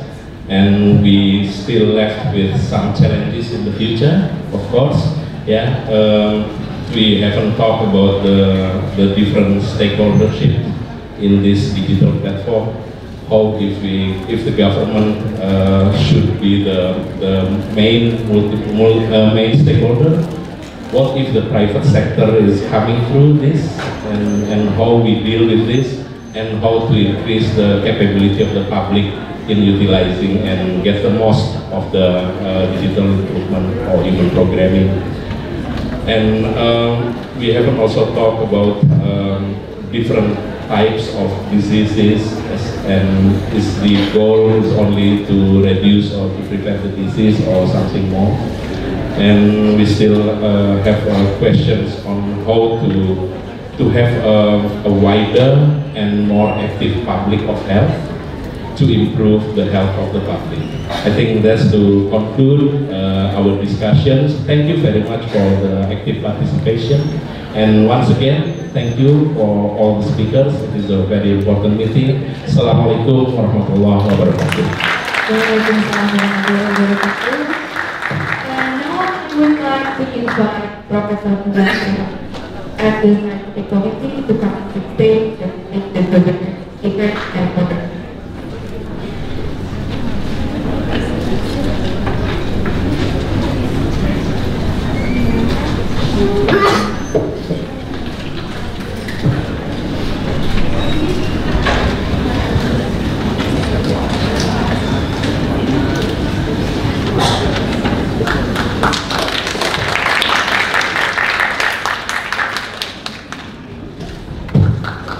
Thank you.